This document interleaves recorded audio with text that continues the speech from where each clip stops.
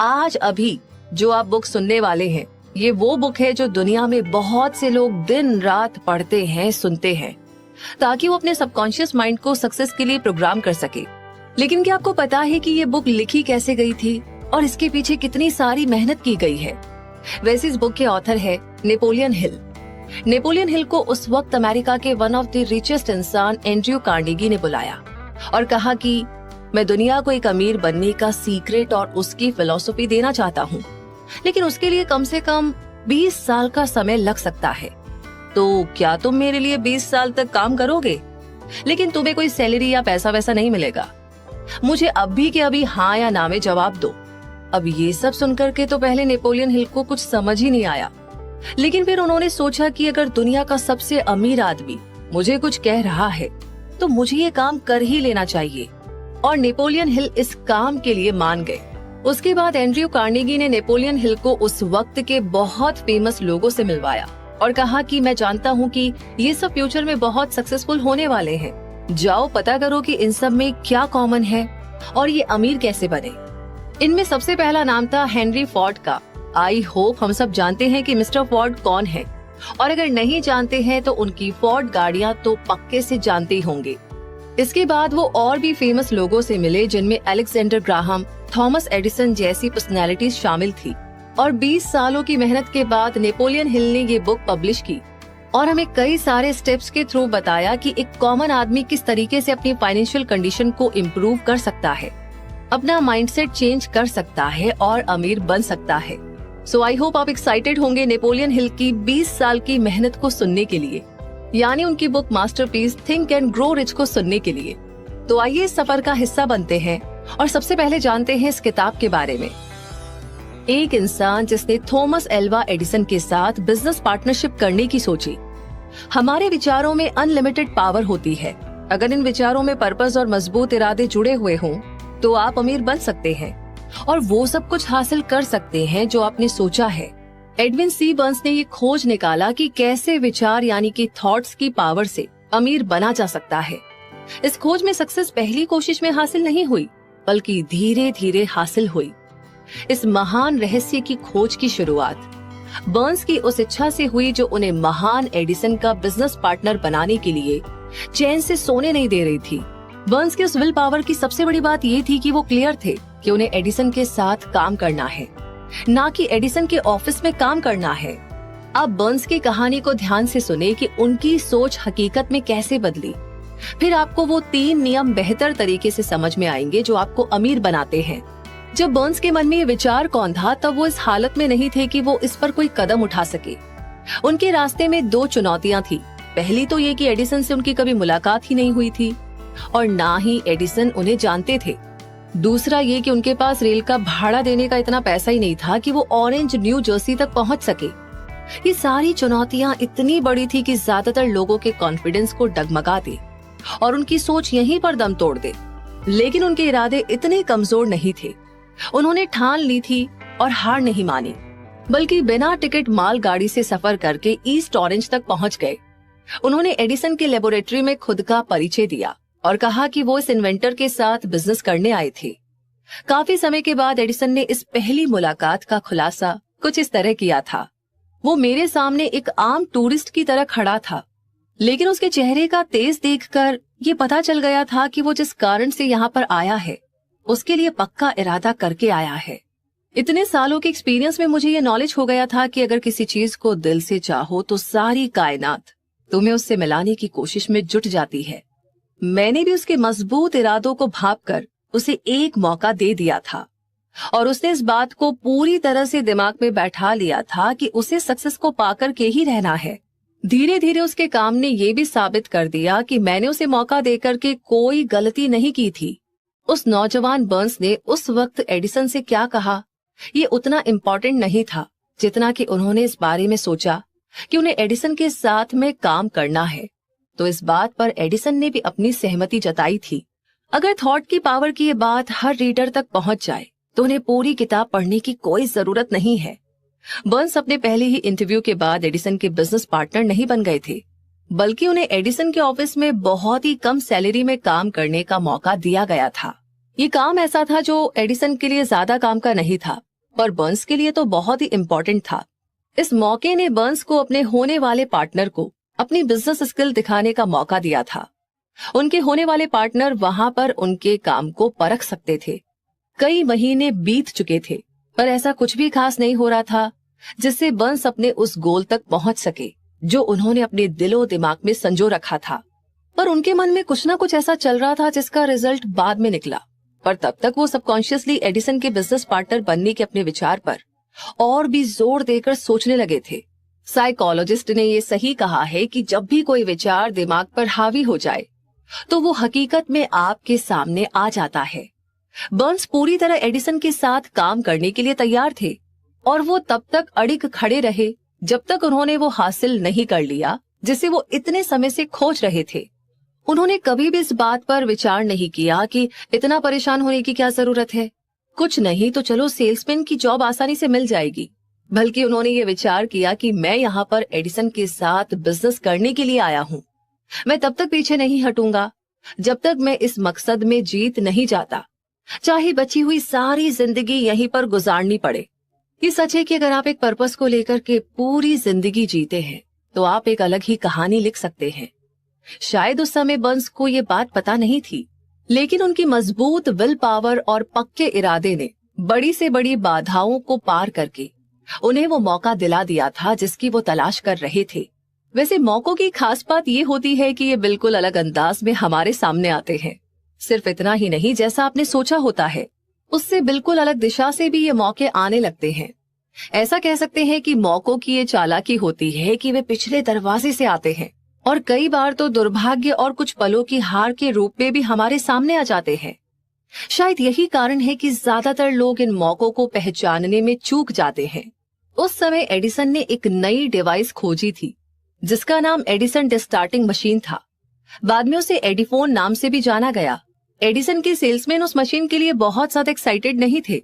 उन्हें तो ऐसा लग रहा था कि इसे बेचने के लिए उन्हें कुछ ज्यादा ही मेहनत करनी पड़ेगी। बर्न्स को बस इसी मौके की तो तलाश थी। उन्होंने इस मौके का जमकर फायदा उठाया और तुरंत उस मशीन को बेचने की अपनी इच्छा जाहिर की। ये वो मशीन थी जिसके लिए दुनिया में सिर्फ दो ही लोग एक्साइटेड थे, एक तो बर्न्स और दूसरा उस मशीन को बनाने वाला। उन्होंने इतने बेहतरीन तरीके से इस मशीन को बेचा कि एडिसन ने बर्न्स को उस मशीन को पूरे देश के मार्केट में डिलीवर करने का कॉन्ट्रैक्ट ही दे दिया। इस बिजनेस की सक्सेस ने इसे एक नया स्लोगन दे दिया, made by Edison and installed by Burns, यानी कि एडिसन ने बनाया और बर्न्स ने लगाया। ये बिजनेस डील इतनी सक्सेसफुल हुई कि इसने बर्न्स को बहुत अमीर बना दिया, पर इससे ज्यादा उन्होंने ये साबित कर दिया कि अगर आप ठान ले तो आप भी अमीर बन सकते हैं। असल में बर्न्स ने कितना पैसा कमाया इसकी सही जानकारी तो नहीं है, पर यह अनुमान है कि उस समय उन्होंने 20 से 30 लाख डॉलर कमाए थे। जो भी ये अमाउंट रहा हो, ये उस नॉलेज के सामने फीकी पड़ जाती है जिन रूल्स की मदद से, जिन नियमों की मदद से बर्न्स ने वो हासिल किया था जो वो असल में चाहते थे।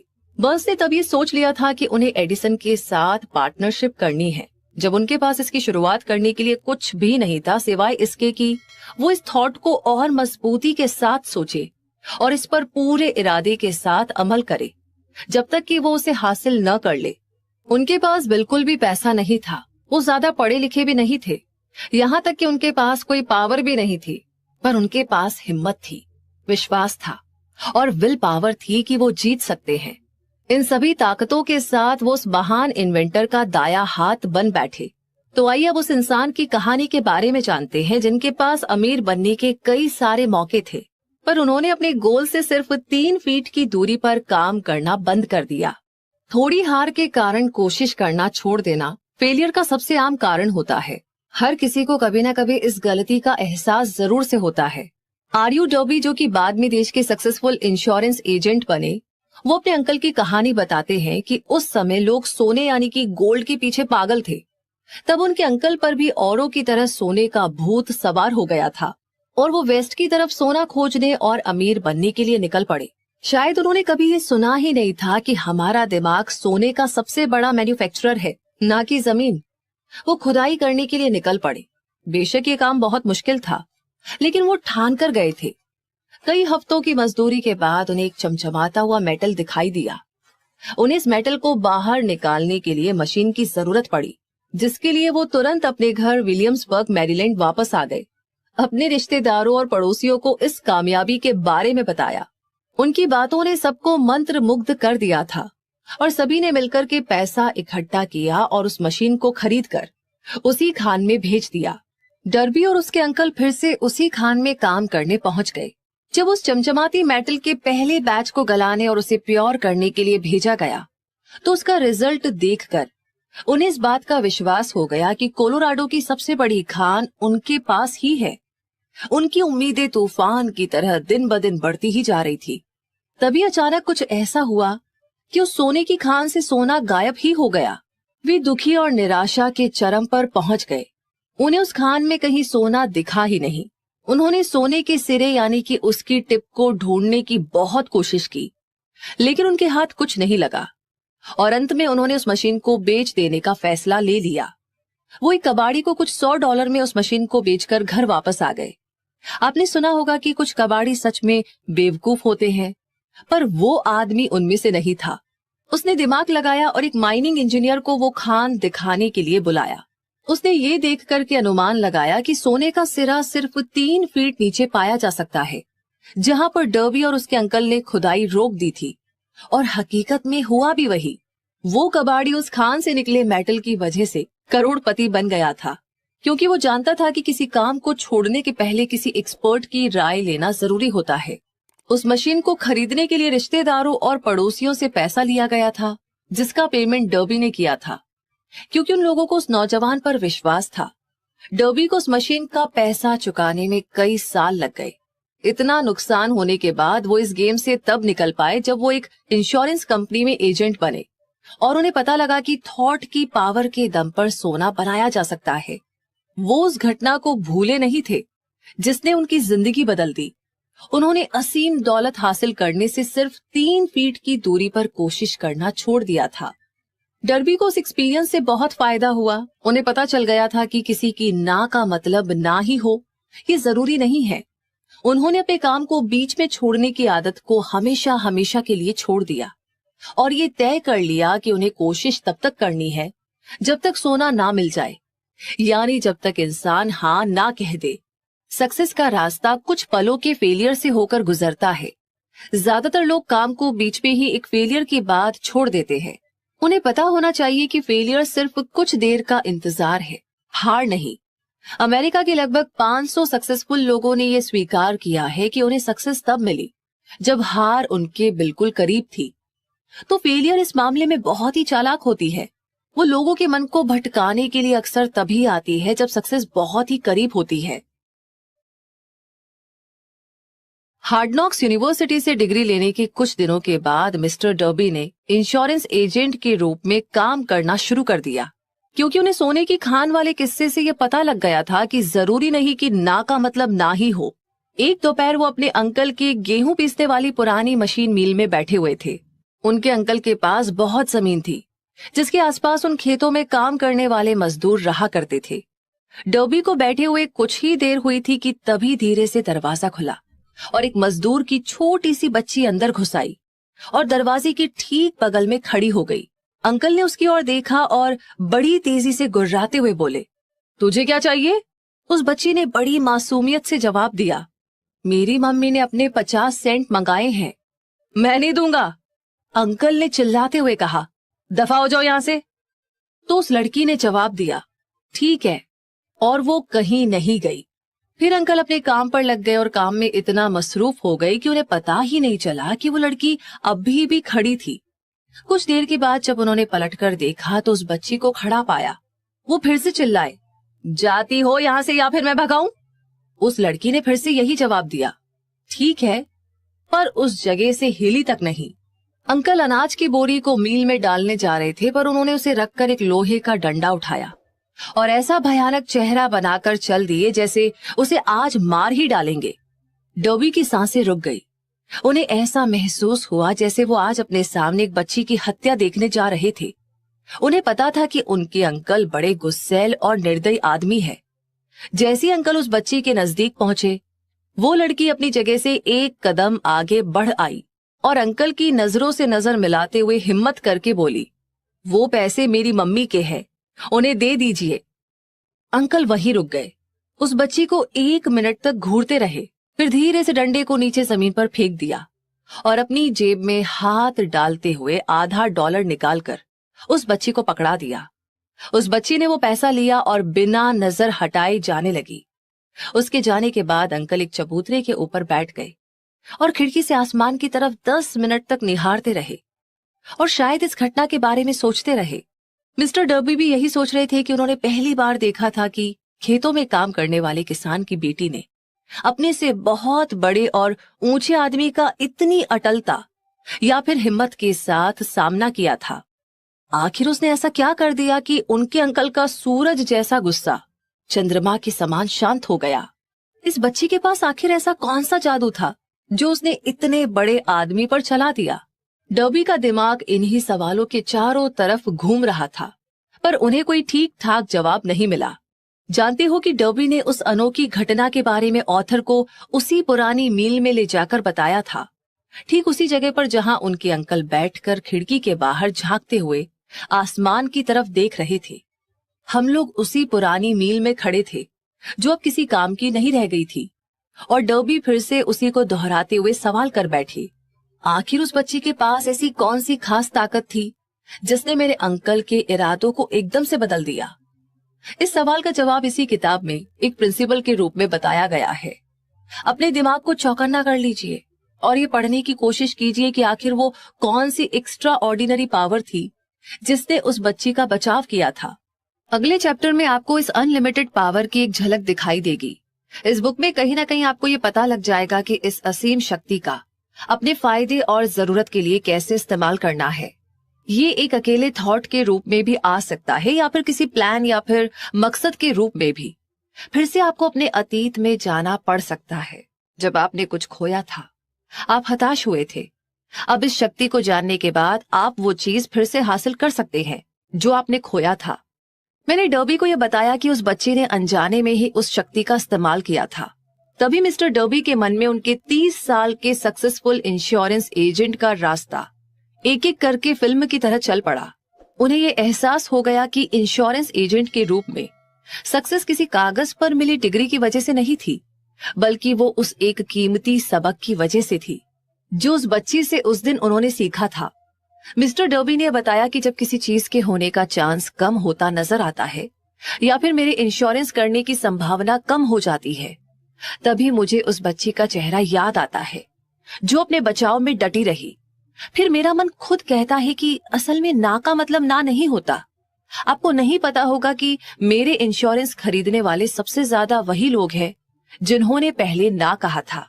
उन्होंने याद किया कि वो गोल्ड हासिल करने से सिर्फ 3 फीट पहले ही रुक गए थे, पर उस एक्सपीरियंस ने उन्हें सक्सेसफुल होना सिखा दिया था।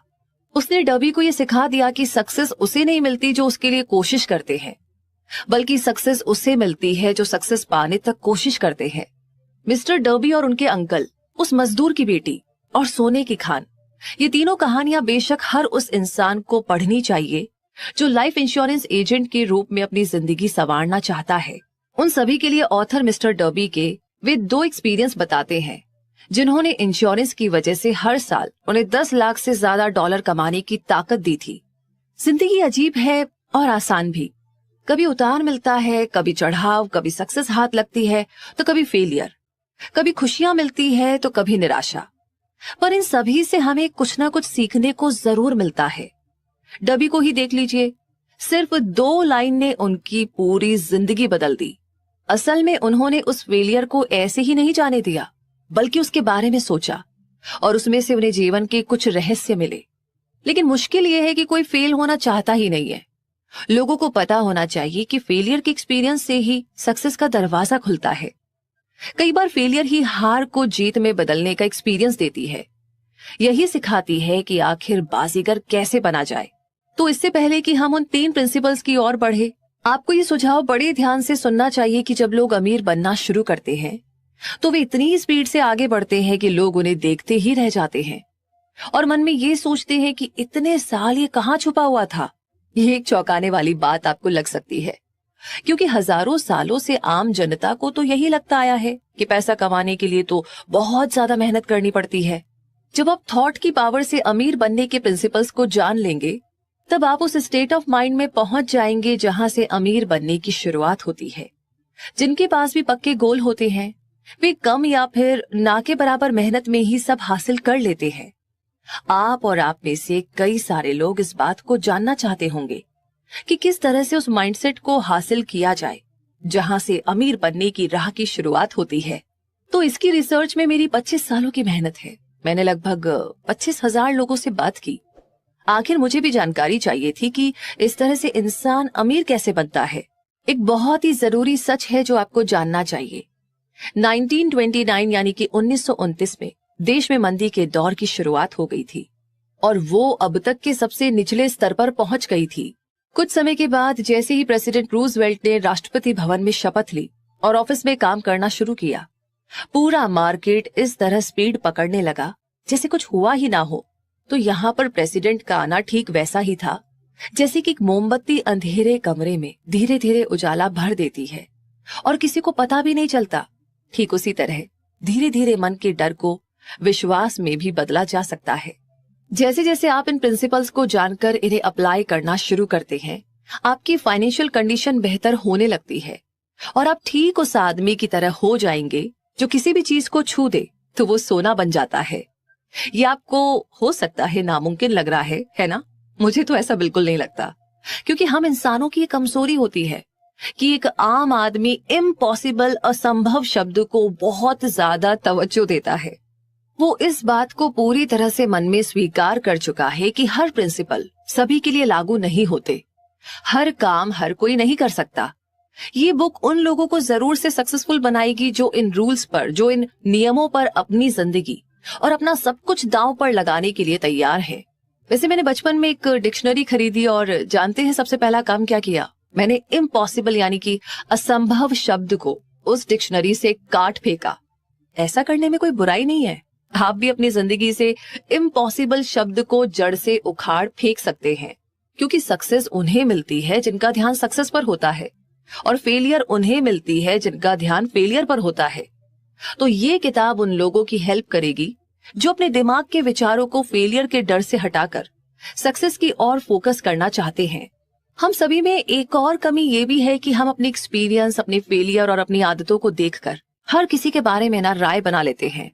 अब कुछ लोग इस किताब को पढ़ते हुए कह सकते हैं कि अमीर बनने का कोई प्रिंसिपल नहीं होता, क्योंकि वे इस बात को जानते ही नहीं है कि अमीर लोगों का स्टेट ऑफ माइंड कैसा होता है। भाई आखिर उनकी पूरी जिंदगी गरीबी, कंजूसी और फेलियर में जो गुजारी है। लाखों लोग हेनरी फोर्ड की सक्सेस को सिर्फ इत्तेफाक या फिर लक मानते हैं, लेकिन ऐसा नहीं है। हजारों लोगों में से सिर्फ एक इंसान को हेनरी फोर्ड की सक्सेस का राज पता होता है और वे लोग इस तरह की बात कहने की गलती नहीं करते।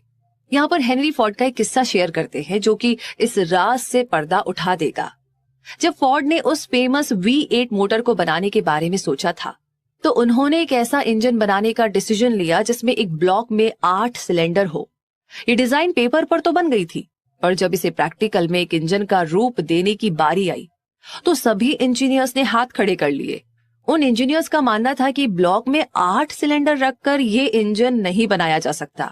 फोर्ड ने कहा, मुझे किसी भी हालत में ये इंजन चाहिए, ये तो नामुमकिन है। सभी इंजीनियर्स ने कहा, आप काम करना शुरू कीजिए। फोर्ड ने कहा, चाहे जितना भी वक्त लग जाए, आप तब तक लगे रहिए जब तक कि सक्सेसफुल नहीं हो जाते। इंजीनियर्स ने काम करना शुरू किया। 6 महीने बीत गए पर कुछ भी हाथ न लगा। 6 महीने और बीत गए पर अभी भी कुछ हासिल नहीं हुआ। इंजीनियर्स ने हर पैंतरा अपना लिया था पर कामयाबी उनसे कोसों दूर थी। लेकिन यहाँ पर एक गौर करने वाली बात ये थी कि 1 साल के बाद भी सक्सेस उनके हाथ नहीं लगी थी। साल के लास्ट में फोर्ड ने सभी इंजीनियर्स को फिर से बुलाया और काम की प्रोग्रेस के बारे में पूछा। इस बार फिर से सभी ने एक साथ जवाब दिया, हमें प्रोजेक्ट को जारी रखने का कोई रास्ता नहीं मिल रहा है, जाइए फिर से काम पर लग जाइए। फोर्ड ने कहा, हर हाल में मुझे ये इंजन चाहिए और मुझे विश्वास है कि आप इसमें कामयाब हो जाएंगे। वे फिर से काम में लग गए। अब की बार न जाने कौन सा जादू हो गया था, क्योंकि फोर्ड ने इस राज को जान लिया था। आखिर फोर्ड की अटलता की एक बार फिर से जीत हुई। फोर्ड ने साबित किया कि इम्पॉसिबल और अटलता के बीच जंग में जीत पक्के इरादे की ही होती है। अब आपको भी फोर्ड की सक्सेस का राज पता चल गया है। अब आप भी करोड़ों रुपए कमा सकते हैं। हेनरी फोर्ड इसलिए सक्सेसफुल है क्योंकि उन्होंने सक्सेस के प्रिंसिपल्स को समझा और उसे अप्लाई किया। उनमें से एक है किसी चीज को पाने की इच्छा। अगर आप फोर्ड की कहानी पढ़कर उन प्रिंसिपल्स को अप्लाई करते हैं तो आप भी उसी ऊंचाई पर पहुंच सकते हैं जहां पर फोर्ड ने अपना झंडा गाड़ा था। हेनरी फोर्ड का 20वीं सदी के अंत में ठीक वही मुकाम था जो इस समय बिल गेट्स का है। फोर्ड उस समय ऐसी कार बनाकर ट्रांसपोर्ट सेक्टर में रेवोल्यूशन लेकर आए जिससे हर किसी के पास अपनी खुद की कार हो सके। ठीक वैसा ही रेवोल्यूशन बिल गेट्स ने भी तो कंप्यूटर इंडस्ट्री में सॉफ्टवेयर डिजाइनर करके फैलाई है। अब कंप्यूटर सिर्फ टेक्नोलॉजी से जुड़े लोगों के लिए नहीं रह गया, अब ये हर किसी की ऑफिस में जरूरत बन गया है और तो और स्कूल में भी पहुंच गया है। इतना ही नहीं, सबके घरों में अपने अपने पर्सनल लैपटॉप या कंप्यूटर हो गए हैं। ठीक हेनरी फोर्ड की तरह बिल गेट्स ने भी तो करोड़ों डॉलर की प्रॉपर्टी कमाई है। बिल गेट्स ने कंप्यूटर में प्रोग्रामिंग की शुरुआत 13 साल की उम्र से ही शुरू कर दी थी। 1973 यानी कि 1973 में उन्होंने हार्वर्ड यूनिवर्सिटी में एडमिशन लिया और स्टीव बाल्मेर जो कि माइक्रोसॉफ्ट की चीफ एग्जीक्यूटिव ऑफिसर रह चुके हैं, उनके साथ एक कमरे में रहा करते थे। हार्वर्ड में पढ़ते हुए बिल गेट्स ने सबसे पहले माइक्रो कंप्यूटर के लिए एक प्रोग्रामिंग लैंग्वेज बेसिक की खोज की। बिल गेट्स इस तरह से अपने सपनों को पूरा करने में लग गए कि उन्होंने हार्वर्ड यूनिवर्सिटी को बीच में ही छोड़ दिया। अब वो पूरी एनर्जी अपने सपनों को पूरा करने में लगाने लगे। इससे कुछ समय पहले ही उनके बचपन के दोस्त पॉल एलन के साथ उन्होंने अपनी कंपनी शुरू की थी जिसका नाम माइक्रोसॉफ्ट था। इस माइक्रोसॉफ्ट ने उनके सपनों में पहिए लगा दिए। उनका मानना था कि कंप्यूटर हर ऑफिस, हर स्कूल और हर घर की जरूरत बन सकती है और उनका यही मकसद माइक्रोसॉफ्ट की सक्सेस का कारण भी बना। अपना सबसे खास मकसद हासिल करने के बाद बिल गेट्स रुके नहीं। वे लगातार कंप्यूटर और प्रोग्रामिंग में सुधार करते रहे। सबसे कमाल की बात यह थी कि उन्होंने सिर्फ प्रोग्रामिंग के फील्ड में ही काम नहीं किया, बल्कि वे दुनिया के सबसे बड़े दान पुण्य करने वाली ऑर्गेनाइजेशन को भी चलाते हैं जिसमें उनकी मददगार उनकी पत्नी मेलिंडा है। अब आप खुद अपने भाग्य के विधाता है और अपने मन के राजा भी। जब अंग्रेजी कवि W.C. हेनले ने लिखा था, मैं ही अपने भाग्य का विधाता हूं और अपने मन का राजा, तो उन्हें उसी वक्त हमें ये कहकर बताना चाहिए था कि हम ही अपनी किस्मत बनाते हैं और अपने मन का लीडर बनकर उसे कंट्रोल करते हैं, क्योंकि हमारे पास ऐसी पावर है जिससे हम अपने विचारों पर काबू पा सकते हैं। उन्हें ये भी बताना चाहिए था कि ये आकाश, धरती, चांद और इस धरती में रह रहे जानवर या फिर चल रहे लोग, सभी चीजें एनर्जी हैं जो सबसे बड़ी एनर्जी फील्ड से बंधी हुई है, जिसे हम असीम शक्ति यानी अनलिमिटेड पावर कह सकते हैं। वो अनलिमिटेड पावर हमारे दिमाग में चल रहे विचारों से इन्फ्लुएंस होता है और जो हम सोचते हैं उसे वो हमारी जिंदगी में असल में अट्रैक्ट करता है। अगर कवि ने इस सच का ज्ञान उस समय करा दिया होता तो हमें पता चल जाता कि हम अपने भाग्य के विधाता और मन के राजा क्यों हैं। उन्हें ये जोर देकर बताना चाहिए था कि यूनिवर्स की अनलिमिटेड पावर इस बात को नहीं जानती कि आप जो सोच रहे हैं वो अच्छा है या बुरा। वो उन विचारों को सच बना देती है जो आप सोच रहे हैं। इससे उसे कोई लेना देना नहीं है कि वो आपके लिए बुरे हैं या अच्छे हैं। कवि को यह भी बताना चाहिए था कि हमारे मन में जब कोई विचार हावी हो जाता है तो वो एक चुंबक की तरह काम करने लगता है और अपने जैसे सिचुएशन, लोग और चीजों को अपनी ओर चुंबक की तरह अट्रैक्ट करता है। उन्हें बताना चाहिए था कि इससे पहले कि हम अमीर बने, हमारे मन को चुंबक की तरह काम करना शुरू कर देना चाहिए। और ये तभी मुमकिन है जब हमारे मन में अमीर बनने का थॉट पूरी तरह से हावी हो जाए और हमारा मन सिर्फ अमीर बनने के बारे में ही सोचने लगे, तभी हमारे प्लान सक्सेसफुल हो पाएंगे। जैसा कि हेनली कवि थे ना कि फिलोसोफर, इस वजह से वो अपनी बात को सिर्फ कविता के अंदाज में कह पाए। उन्हें फॉलो करने वाले कुछ समझ पाए और कुछ नहीं भी, लेकिन धीरे धीरे समय बीतता गया और इस अटल सच से पर्दा उठने लगा।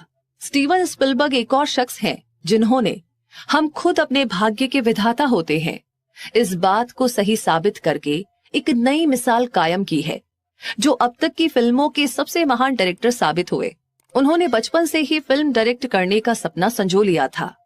एक खास बात ये थी कि उन्होंने अपने सपने को मरने नहीं दिया और बचपन से ही एक पुराने कैमरे से शौकिया तौर पर फिल्में बनाने लगे। स्पिलबर्ग को यूनिवर्सल स्टूडियो की तरफ से मौका किस तरह मिला, इसकी बिना बड़ी दिलचस्प कहानी है। एक गाड़ी में बैठाकर गेस्ट को पूरा यूनिवर्सल स्टूडियो घुमाया जाता था। स्पिलबर्ग उस गाड़ी में छुप कर के बैठ जाते और पूरा चक्कर लगाकर वापस आते थे। जब वो वापस गेट के पास आ जाते तो उनकी ये आदत थी कि पहरेदार से 2-4 गप्पे जरूर लड़ा लिया करते थे। इस तरह कई दिन बीत गए और वो लगातार 3 महीनों तक स्टूडियो जाते रहे। जाते समय पहरेदार से हाथ हिलाकर सलाम करते और वापस आते समय हाथ हिलाकर अलविदा कहते। वो हमेशा कोट पहनते थे और हाथ में एक सूटकेस रखा करते थे, जिससे पहरेदारों को ये महसूस हो कि वो समर क्लास अटेंड करने वाला एक स्टूडेंट है।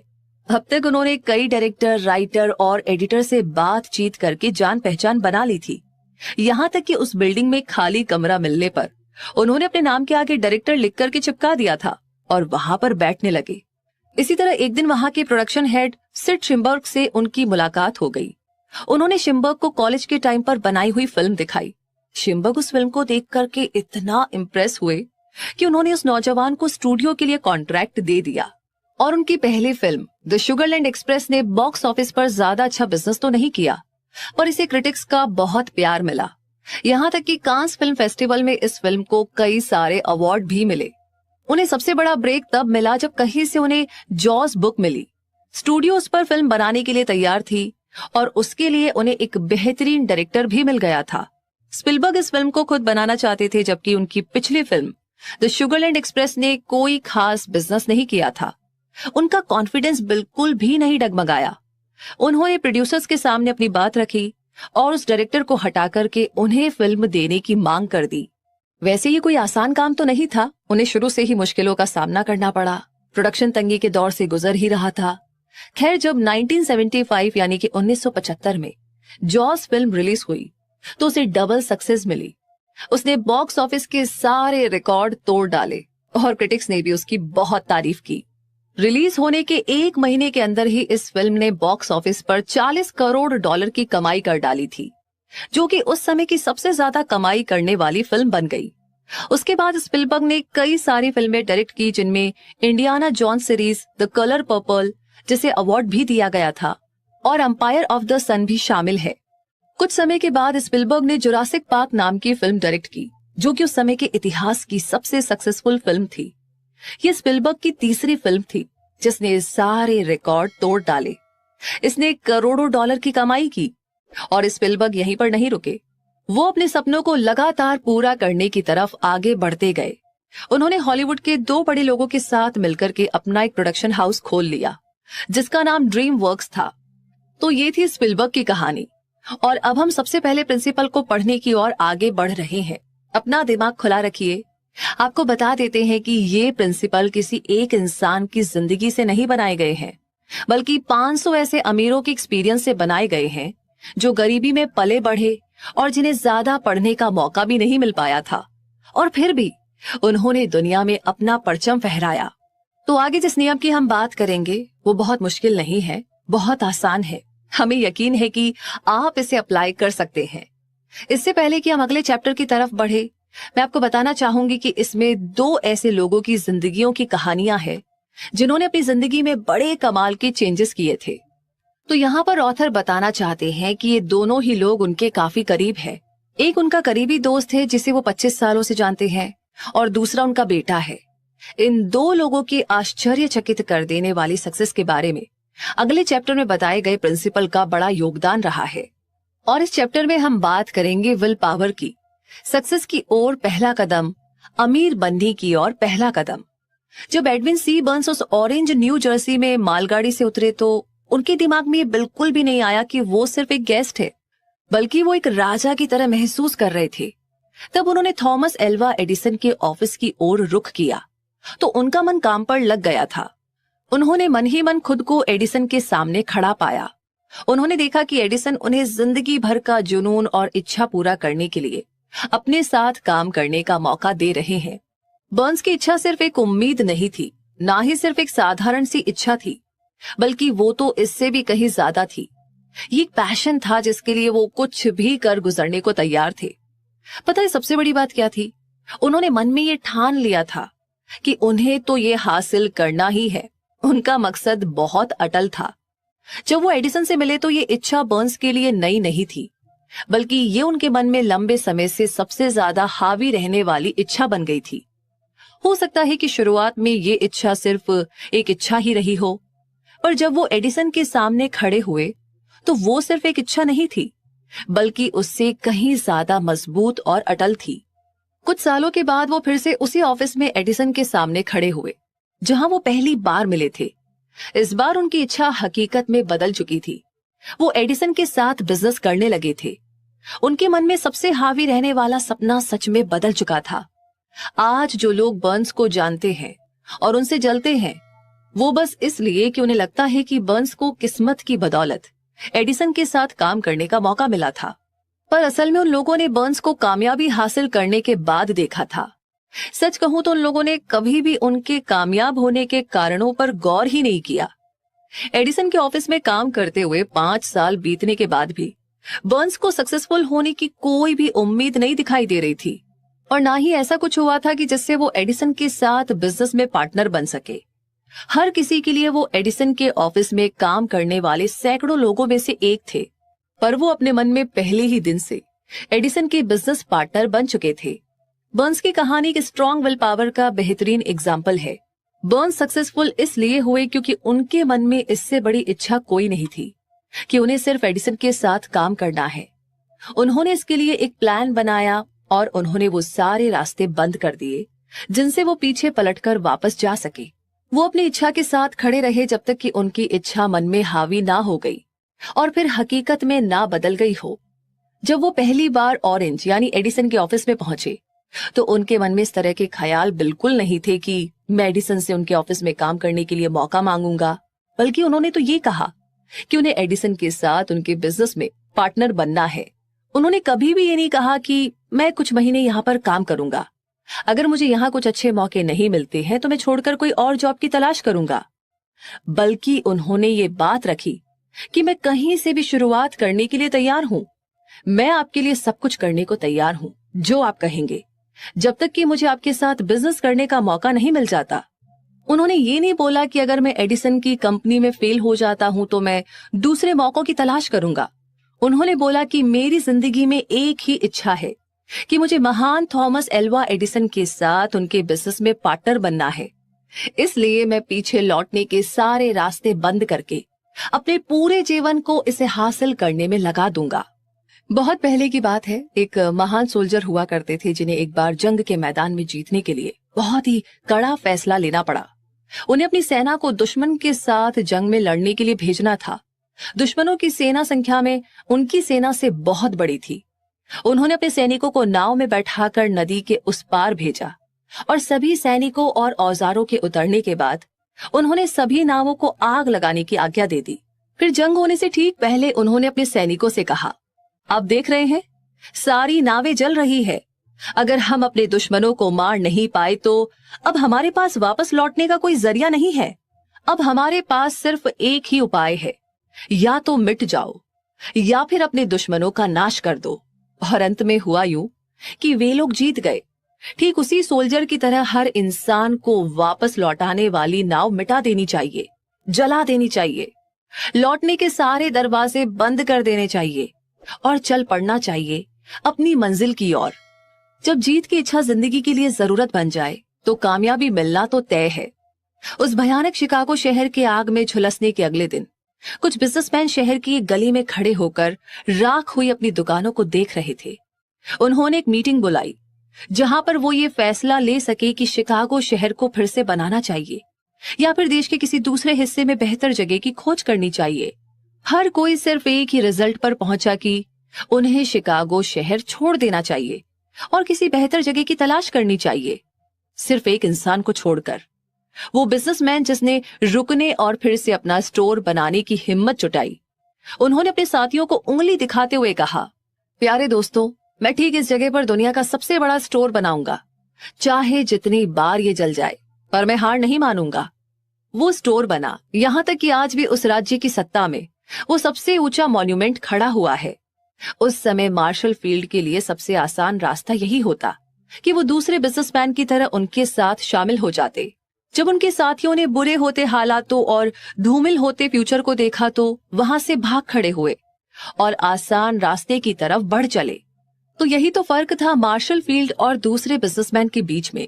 ठीक वही फर्क एडविन सी बर्न्स और दूसरे वर्कर्स में था जो एडिसन के ऑफिस में काम करते थे। और ठीक यही फर्क हर सक्सेसफुल और अनसक्सेसफुल लोगों के बीच में होता है। ठीक यही फर्क एक सक्सेसफुल लीडर और अनसक्सेसफुल लीडर के बीच होता है।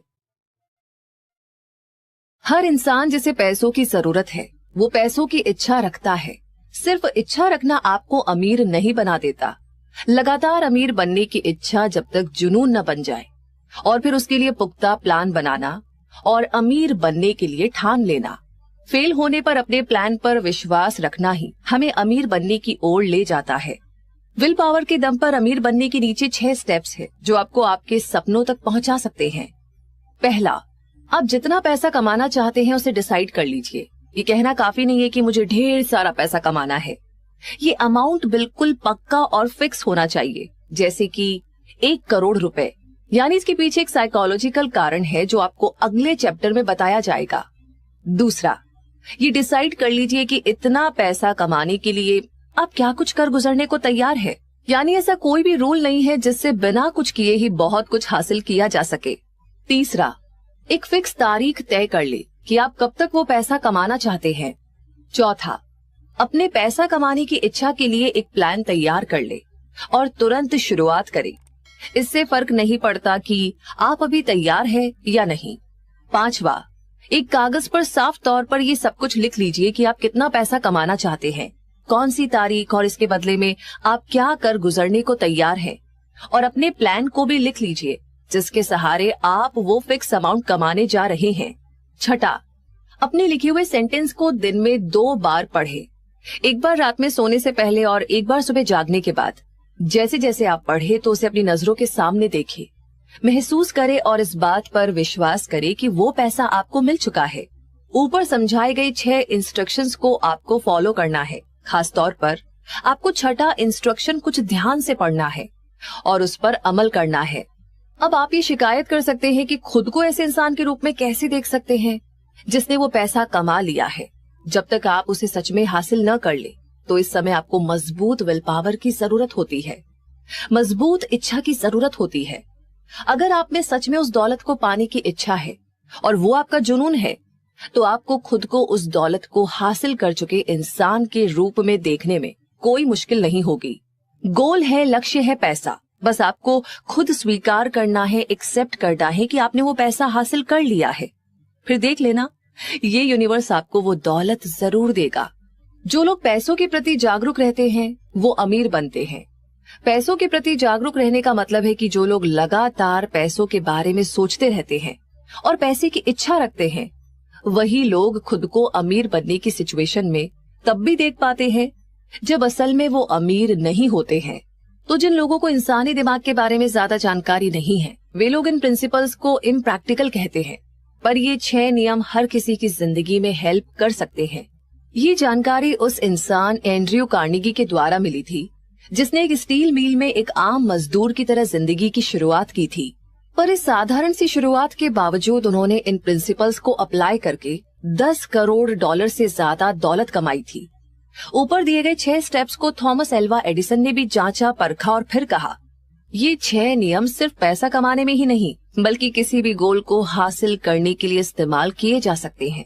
इन 6 स्टेप्स को, इन 6 नियमों को इस्तेमाल में लाने के लिए कोई खास मेहनत की जरूरत नहीं होती और ना ही किसी त्याग की जरूरत होती है और ना ही इन्हें अमल में लाने के लिए कोई बहुत ज्यादा एजुकेशन की जरूरत होती है। पर इन स्टेप्स का सही इस्तेमाल सिर्फ इमेजिनेशन के जरिए से ही संभव है। इस बात को जानने की जरूरत है कि पैसा भाग्य या अच्छी तकदीर से नहीं मिलता बल्कि इसे इमेजिन करना पड़ता है।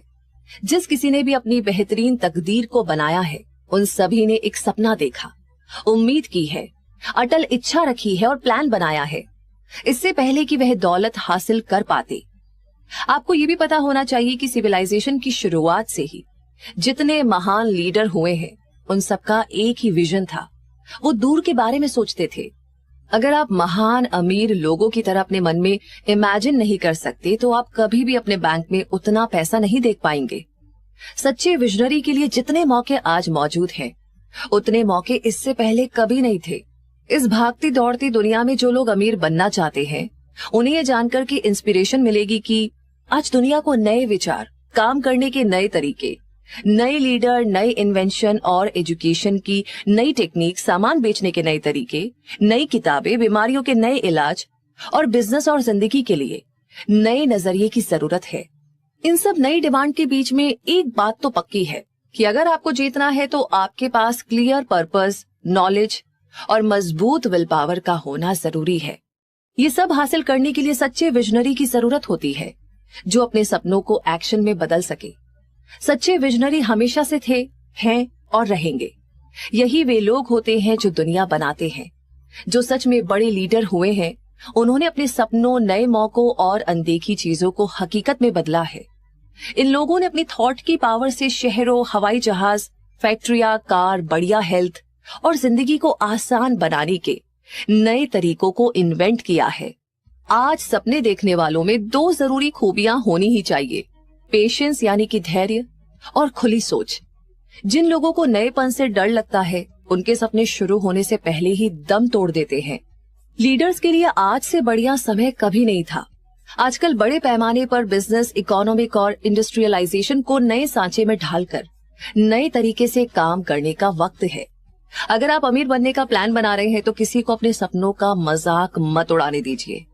अगर आप जीतना चाहते हैं तो आपको उन लोगों के जज्बे को जीना पड़ेगा जिनके अतीत में देखे गए सपनों ने सोसाइटी को नई ऊंचाइयां दी, वो आत्मा दी जिससे हम लोग इस समाज में मिलजुल कर रह सके।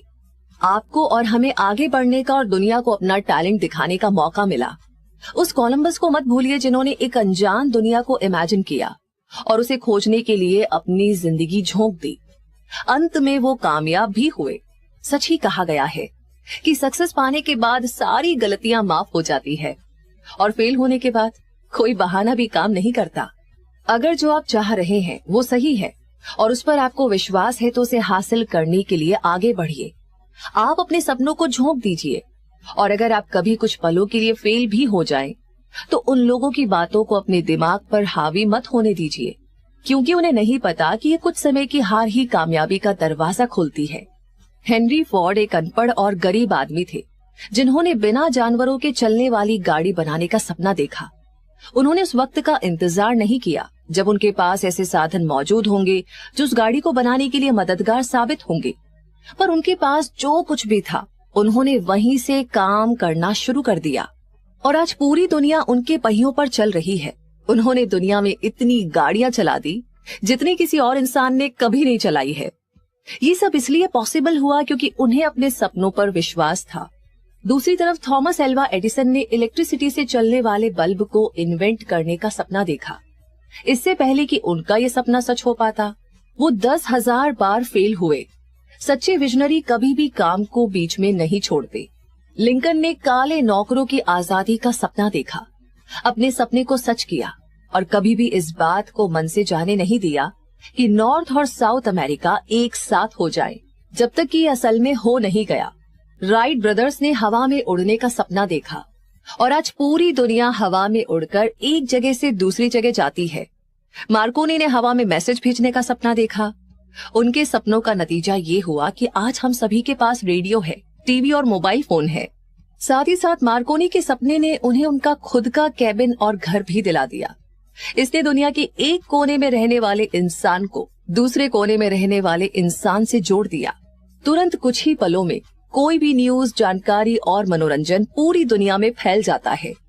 आपको ये जानकर हैरानी होगी कि मार्कोनी के दोस्तों ने उन्हें हिरासत में ले लिया था और एक साइकोलॉजिस्ट के पास इलाज के लिए ले गए। जब उन्होंने ये बताया कि उन्होंने एक ऐसे मेथड की खोज की है जिससे हवा में मैसेज को एक जगह से दूसरी जगह बिना पोस्ट के भेजा जा सकता है, तो आज सच्चे विजनरी के लिए बेहतर मौके मौजूद है। आज दुनिया को नए विचारों की जरूरत है, नए इन्वेंशन की जरूरत है। आज दुनिया को आपके जैसे विजनरी की जरूरत है। रे क्रोच एक और बेहतरीन एग्जाम्पल है जिन्होंने अपने सपने साकार किए। क्रोच मिल्क शेक का मिक्सचर बेचा करते थे। उनकी मेन कस्टमर रेस्टोरेंट और मिठाई वाले थे। हर कोई उस मिल्क शेक मिक्सचर की ज्यादा से ज्यादा 1 या 2 यूनिट खरीदता था। एक दिन उन्हें सन बर्नार्डिनो कैलिफोर्निया के एक छोटे से रेस्टोरेंट से 8 यूनिट मिक्सचर का ऑर्डर मिला। उन्होंने वहां जाने का फैसला किया ताकि ये पता चल सके कि वे इस 8 यूनिट मिक्सचर को कैसे इस्तेमाल करते हैं। उन्होंने अब तक जितने भी रेस्टोरेंट देखे थे उनमें ये सबसे ज्यादा बिजी रेस्टोरेंट था। उसके मालिक मैकडॉनल्ड ब्रदर्स ने बहुत ही लिमिटेड मेन्यू बनाया था, जिसमें हैमबर्गर, चीज बर्गर, फ्रेंच फ्राइज, शेक और कोल्ड ड्रिंक शामिल थे, और वो उसे आसपास के एरिया में बहुत ही कम दाम पर बेचते थे। क्रोच को यहाँ एक मौका दिखा और उन्होंने सोचा कि अगर इस रेस्टोरेंट की चेन खोल दी जाए तो ज्यादा प्रोडक्शन होगा, जिससे बहुत कमाई की जा सकती है। शायद पैसों का अंबार ही लग जाए। उन्होंने मैकडॉनल्ड ब्रदर्स के सामने इस आइडिया का प्रपोजल रखा और उन्होंने हामी भर दी। कुछ ही सालों में मैकडॉनल्ड देश का सबसे बड़ा फूड रेस्टोरेंट ही नहीं बना, बल्कि इसने फास्ट फूड इंडस्ट्री की भी शुरुआत कर दी। फिर क्रोच ने इस चेन को आगे बढ़ाकर पूरी दुनिया में फैला दिया और दुनिया के सबसे अमीर लोगों की लिस्ट में शामिल हो गए। तो कुल मिलाकर के पूरी दुनिया में मौकों की अब कमी बिल्कुल भी नहीं है। किसी भी तरह के सपने का पहला कदम मजबूत विल पावर होता है। सपने लापरवाही, आलस और एम्बिशन की कमी में जन्म नहीं लेते, और न ही अब दुनिया सपने देखने वालों का मजाक उड़ाती है, और न ही ये कहती है कि ये इम्प्रैक्टिकल है। जिन लोगों को भी आज मनचाही सक्सेस मिली है, वे लोग बुरी शुरुआत और कई धड़कन रोक देने वाली मुश्किलों से जरूर गुजरे होते हैं। उनकी जिंदगी में छप्पर फाड़कर कामयाबी तभी मिलती है जब वे गरीबी और मुसीबत के दौर से गुजर रहे होते हैं। जॉन बनियान को जब धर्म पर अपनी राय रखने के लिए जेल में डाल दिया गया था, उसके बाद ही उन्होंने द पिलग्रिम्स प्रोग्रेस बुक लिखी थी। रिश्तों के टूट जाने के बाद कई लोग नशे में डूबने लगते हैं और अपनी जिंदगी बर्बाद कर लेते हैं। वो इसलिए कि ज्यादातर लोगों ने कभी ये सीखने की कोशिश ही नहीं की कि सबसे मजबूत भावनाओं को किसी क्रिएटिव स्वभाव में कैसे बदला जाता है। जैसे कि हेलेन केलर जन्म से ना सुन सकती थी, ना बोल सकती थी और ना ही देख सकती थी। अपने इस दुर्भाग्य के बावजूद उनका नाम इतिहास में सुनहरे अक्षरों से लिखा हुआ है। उनकी पूरी जिंदगी इस बात का सिंबल है कि किसी भी इंसान की हार तब तक नहीं होती जब तक वो उसे स्वीकार नहीं कर लेता। ठीक ऐसे ही रॉबर्ट बर्न्स एक अनपढ़ इंसान थे। उनका बचपन गरीबी में बीता और बड़े होते होते उन्हें शराब की लत लग गई, पर नेचर ने उनके लिए कुछ बेहतर सोच रखा था। उन्होंने अपने सुंदर विचारों से कविताएं लिखना शुरू किया, जो किसी का भी दिल जीत लेती थी और समा बांध देती थी। कविताएं लिखने का उनका एक मकसद था, दुनिया में बुराई हटाकर अच्छाई फैलाना। फिल्मों में बड़ी सक्सेस भी उन्हें नए गोल बनाने से नहीं रोक सकी। उन्होंने अपने लिए नए गोल बनाए और बिजनेस करने की ओर बढ़ने लगे। उन्होंने अपना पैसा फिक्स्ड प्रॉपर्टी में लगाया, एक रेस्टोरेंट की चेन की शुरुआत की जिसने इन्हें अरबपतियों की लिस्ट में लाकर खड़ा कर दिया था। उन्होंने जिस चीज को भी छुआ वो सोना बन गया। वो कामयाब होते चले गए। फिर उन्होंने समाज की मदद करनी चाहिए, जिस कारण वो देश के कई दूर दराज इलाकों में गए, छोटे शहरों में गए और वहां पर उन्होंने बच्चों और नौजवानों को हिंसा और अपराध को छोड़कर ड्रग्स, शराब और गुंडागर्दी को ना कहकर पढ़ने लिखने को बढ़ावा देने के लिए आवाज उठाई। उन्होंने कई ऑर्गेनाइजेशन में एक एक्टिव लीडर की भूमिका निभाई, जिससे लोग फिजिकल फिटनेस पर ध्यान दे सके। बुकर टी वॉशिंगटन का जन्म गुलामी के दौर में हुआ था। वे जाति और रंग से नीची जाति के थे। वो शांत, हर टॉपिक पर खुले विचार रखने वाले और सपने देखने वाले इंसान थे। उन्होंने सभी तरह की जातियों में अपनी अच्छी इमेज बना ली थी। बीथोवन सुन नहीं सकते थे, मिल्टन देख नहीं सकते थे, लेकिन जब तक ये दुनिया रहेगी उनके नाम भी सुनहरे अक्षरों में ऐसे ही लिखे जाते रहेंगे, क्योंकि उन्होंने सपने देखे और उन्हें साकार किया। जब उन्हें कॉनन द बारबेरियन फिल्म में लीड रोल मिला, इस फिल्म सीरीज ने उन्हें हॉलीवुड का सबसे ज्यादा पैसे लेने वाला हीरो बना दिया था। 2003 में श्वार्ज़नेगर पॉलिटिक्स में आए और उन्हें कैलिफोर्निया का गवर्नर चुन लिया गया। आप श्वार्ज़नेगर की जिंदगी से बहुत कुछ सीख सकते हैं। आपकी जिंदगी सिर्फ एक ही फील्ड के लिए सीमित नहीं है। अर्नोल्ड ने भी अपना जीवन सिर्फ बॉडी बिल्डिंग के फील्ड में ही झोंक दिया होता तो वो भी बहुत सक्सेसफुल हो जाते, पर उन्होंने इससे कहीं ज्यादा का सपना देखा। उन्होंने ऊंचे गोल सेट किए जिनमें चुनौतियां थी और उन्हें हासिल किया। उन्होंने अपनी पिछली सक्सेस से मिली सीख को बेकार नहीं जाने दिया और उसका हर एरिया में इस्तेमाल किया। अर्नोल्ड की तरह आप भी अपने क्रिटिक से डरिए मत। क्रिटिक ने उनकी पहली फिल्म में उनकी बहुत बुराई की थी, लेकिन उन्होंने हार नहीं मानी और अपना काम जारी रखा। इसी अटलता ने उन्हें हॉलीवुड के सबसे ज्यादा पैसे लेने वाले हीरो की लिस्ट में शामिल कर लिया था। तो उम्मीद, विश्वास, हिम्मत और पेशेंस की पावर को मन में पूरे तरीके से बैठा लीजिए। अगर आपके पास ये माइंडसेट होगा और इन प्रिंसिपल्स के काम करने के बारे में ढंग से पता होगा और आप इन्हें फॉलो कर रहे हैं, तो ये समझ लीजिए कि आप वो सब हासिल करने के लिए तैयार हैं जो आप चाहते हैं। सिर्फ किसी चीज की इच्छा रखने और उसे हासिल करने के लिए तैयार होने में फर्क होता है। किसी भी इंसान का मन उस चीज को तब तक हासिल करने के लिए तैयार नहीं होता जब तक उसका मन पूरी तरह से ये विश्वास न कर ले कि उसे वो चीज मिल चुकी है। ये माइंडसेट विश्वास का होता है, ना कि सिर्फ उम्मीद और इच्छा का। इस तरह का विश्वास पाने के लिए आपका मन किसी भी तरह के इन्फ्लुएंस से आजाद होना चाहिए। किसी चीज की तरफदारी करना या पहले से कुछ मान लेना आपके अंदर इच्छा, हिम्मत और विश्वास जगा नहीं सकते। गरीबी, कंजूसी, इन सब को हासिल करने से ज्यादा कोशिश खुशियां और सक्सेस को हासिल करने के लिए नहीं करनी पड़ती है। वैसे एक महान कवि ने अपनी कविता में सही कहा है, मैंने पैसे के लिए जिंदगी से सौदेबाजी की और जिंदगी आपको उससे ज्यादा नहीं देगी। मैंने शाम को भीख मांगा, फिर मुझे मिले कुछ सिक्कों को गिनने बैठ गया। जीवन ABS एक एम्प्लॉयर है, वो आपको वो देता है जो आप मांगते हैं, पर एक बार आपने औकात नाप ली, उसके बदले आपको बहुत काम करना पड़ेगा। मैंने एक नौकर भाड़े पर लिया, सिर्फ ये जानने के लिए कि वो कितना निराश है। मुझे पता चला कि मैंने भगवान से कुछ भी मांगा होता तो उन्होंने राजी खुशी से दे दिया होता। मैरी के ऐश, जो कि मैरी के कॉस्मेटिक की फाउंडर है, उन्होंने अपनी और दुनिया भर में अपनी कंपनी में काम करने वाले, जो कि अब कुल मिलाकर के 25,000 है, कंसल्टेंट्स की सक्सेस का राज सेल्फ कॉन्फिडेंस बताया। उनका ये करियर 1 साल पहले शुरू हुआ था, जब उन्होंने स्टेनली होम प्रोडक्ट्स में काम करना शुरू किया था। उन्होंने कई बार इस बात को स्वीकार किया है कि तब अपने इस काम के पहले साल में वो कामयाब नहीं हो पाई थी और इस काम को छोड़ देना चाहती थी। पर उनकी सोच तब बदली जब उन्होंने स्टैनली सेल्स के सेमिनार में हिस्सा लिया।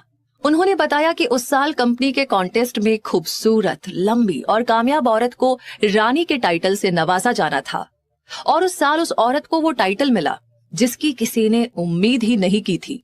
मैंने फैसला लिया कि मैं स्टेज पर जाऊंगी और प्रेसिडेंट से बात करूंगी और उन्हें अगले साल रानी का ये टाइटल जीतने का अपना इरादा बताऊंगी। मिस्टर बेवरिज मुझ पर हंसे नहीं, बल्कि उन्होंने मेरी आंखों की तरफ देखा और कहा कि मुझे भी लगता है कि तुम जीत सकती हो। इन शब्दों ने मेरी जिंदगी में जान डाल दी और अगले साल मुझे रानी का टाइटल सच में मिला। मैरी ने इस बात के थ्रू बताया कि सक्सेस हासिल करने का पहला कदम ये है कि आप खुद पर विश्वास रखें कि आप काबिल है और आप उस सक्सेस के असली हकदार है। उन्होंने अपने एक आर्टिकल में कामयाबी हासिल करने के लिए कुछ स्टेप्स को प्रैक्टिस करने के लिए बताया है और वो 4 स्टेप्स हैं। खुद को सक्सेसफुल इंसान के रूप में महसूस कीजिए। हमेशा खुद को सक्सेसफुल इंसान के रूप में देखिए। उस इंसान को सोचिए जिसके जैसा आप बनना चाहते हैं।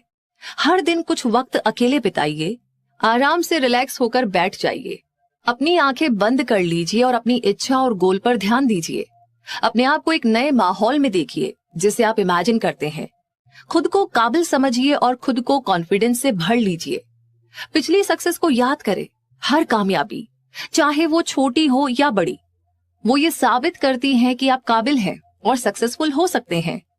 पिछली सक्सेस को सेलिब्रेट कीजिए और जब भी आप निराश हो तो उस कामयाबी को याद कीजिए। गोल सेट कीजिए, साफ तौर पर यह तय कर लीजिए कि आपको क्या चाहिए। इस बात से हमेशा चौकन्ना रहिए और अपने गोल से कभी भी भटकिए मत। जिंदगी के लिए पॉजिटिव नजरिया रखें, खुद का पॉजिटिव पिक्चर बनाएं। आपकी जिंदगी, एक्शन और फैसले सभी में विश्वास रखें और पॉजिटिव बने रहें। विल पावर से नेचर के रूल्स पर भी जीत हासिल की जा सकती है।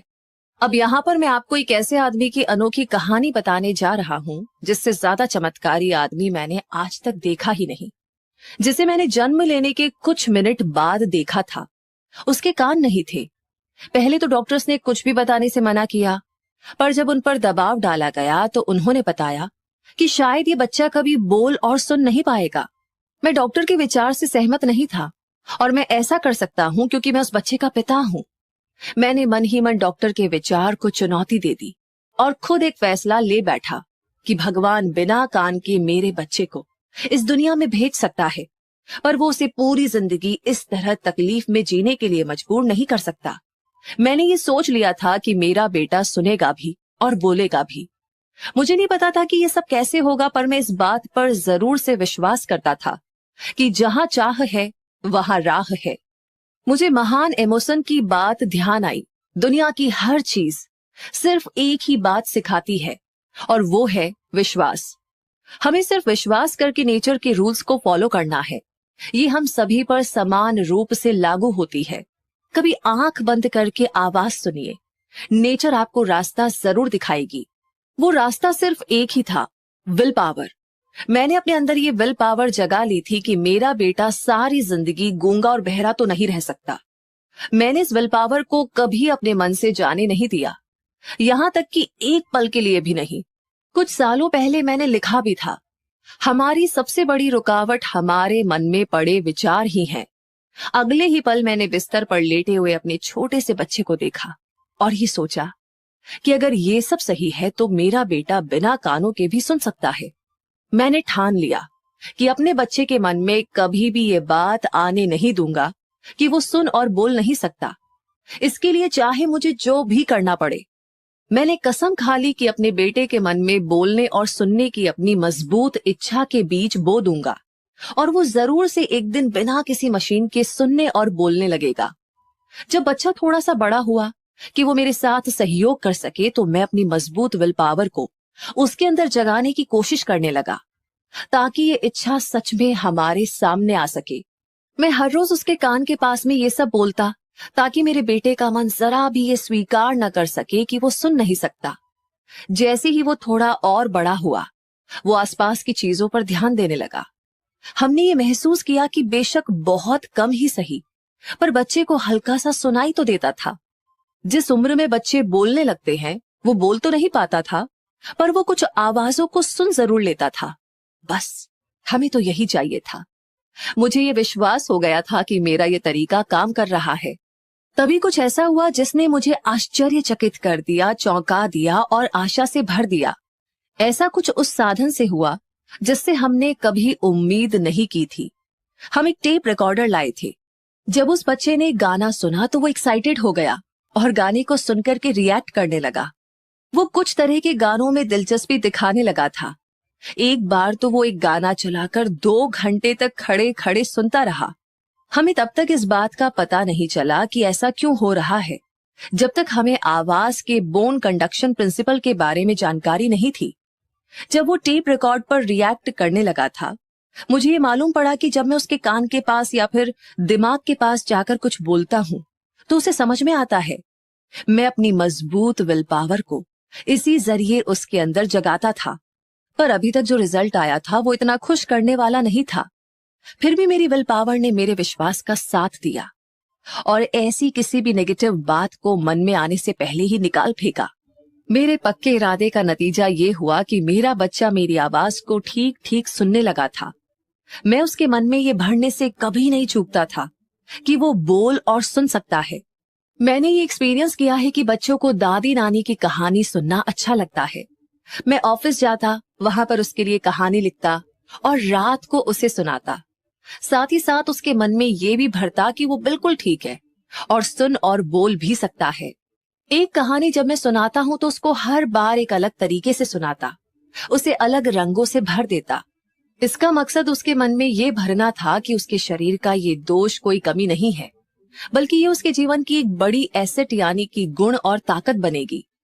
गीता में भी लिखा है, कुछ दुख अच्छे के लिए होते हैं, और मैंने ऐसी फिलॉसफी को आजमाया भी है और मुझे ठीक तरह से पता है कि हर कमी अपने साथ उतनी ही अच्छाइयां भी लेकर आती है। मुझे थोड़ा सा अंदाजा था कि इस कमी को किस तरह से उसकी ताकत में बदलना है, और मैं हर रोज उसे कहानियों में पिरोकर उसके मन में ये भरने की कोशिश करता कि उसकी ये डिसएबिलिटी दुनिया के बड़े काम आ सकती है। मुझे ये बताया गया था कि उसके कानों में ऐसी कोई भी चीज नहीं है जिससे कि सुना जा सके। इससे पहले कि मैं निराश होता, मेरी विल पावर ने मेरे विश्वास को डगमगाने नहीं दिया। मैंने अपनी बेटी के अंदर भी ये विश्वास जगा दिया था। सबसे खास बात उसकी अब ये थी कि वो मुझसे सवाल नहीं करता था और हर बात को मान लेता था। मैंने हर तरह से उसके मन में ये बात भर दी थी कि उसे अपने भाई से ज्यादा अच्छे रिजल्ट मिलेंगे। एग्जाम्पल के तौर पर ये बच्चा सभी टीचर्स के लिए खास था, इसलिए उस पर ज्यादा ध्यान देना लाजमी था। उसकी माँ ने उन टीचर्स से मिलकर के ये समझा दिया था कि उस पर ज्यादा ध्यान दिया जाए। जब वो इतना बड़ा हो गया कि न्यूज़पेपर की डिलीवरी कर सके, तो मैंने उसे ये समझाना शुरू कर दिया कि वो अपने भाई यानी कि उसका बड़ा भाई मार्केट में न्यूज़पेपर बेचता था से ज्यादा पैसे कमा सकता है, क्योंकि वो अपने भाई से ज्यादा बुद्धिमान और मेहनती है। हमने ये गौर किया कि जैसे जैसे वो बड़ा हो रहा था, उसकी सुनने की कैपेसिटी बढ़ रही थी। दूसरी तरफ उसके मन में अपनी कमी के बारे में सोचने की आदत बिल्कुल नहीं थी। जब वो 7 साल का हुआ, तब उसने पहली बार हमारी मेहनत को कामयाब साबित किया। कुछ महीने तक उसने अपनी माँ से बाहर मार्केट में न्यूज़पेपर बेचने की परमिशन मांगी, पर उसकी माँ उसके बहरेपन की वजह से डरी हुई थी। एक माँ की तरह उसकी भी चिंता वाजिब थी कि कहीं उसे कुछ सुनाई न दे और कोई दुर्घटना हो जाए तो क्या होगा। फिर एक दिन अचानक वो मौका देखकर रसोई की खिड़की से कूदकर मार्केट भाग गया। वहां एक मोची से उसने 6 सेंट लिए और उससे न्यूज़पेपर खरीदे, फिर बेच दिए। एक बार जब वो न्यूज़पेपर बेच चुका तो उसने दोबारा पेपर खरीदा और बेचा, और ये उसने तब तक किया जब तक कि शाम ना हो गई। फिर उसने वापस आते समय मोची को उसके 6 सेंट वापस कर दिए। अंत में उसने देखा कि आज उसने कितने सेंट कमाए थे। जब हम लोग घर पहुंचे तो वो अपने कमरे में बिस्तर पर सो रहा था। उसने अपनी मुट्ठी में सारे पैसे दबा रखे थे। उसकी माँ ने मुट्ठी खोली तो सिक्के एकदम से गिर पड़े। वो अपने बेटे की पहली कमाई पर भावुक होकर रोने लगी, जबकि मेरा रिएक्शन उल्टा था। मैं दिल खोलकर हंसा कि उसके मन में मेरा बोया गया बीज एक आकार ले चुका है। उसकी माँ सोच रही थी कि उसका बेटा ढंग से सुन नहीं सकता, कहीं पैसा कमाने के चक्कर में रास्ते में बेटे के साथ कोई दुर्घटना हो जाती तो क्या होता।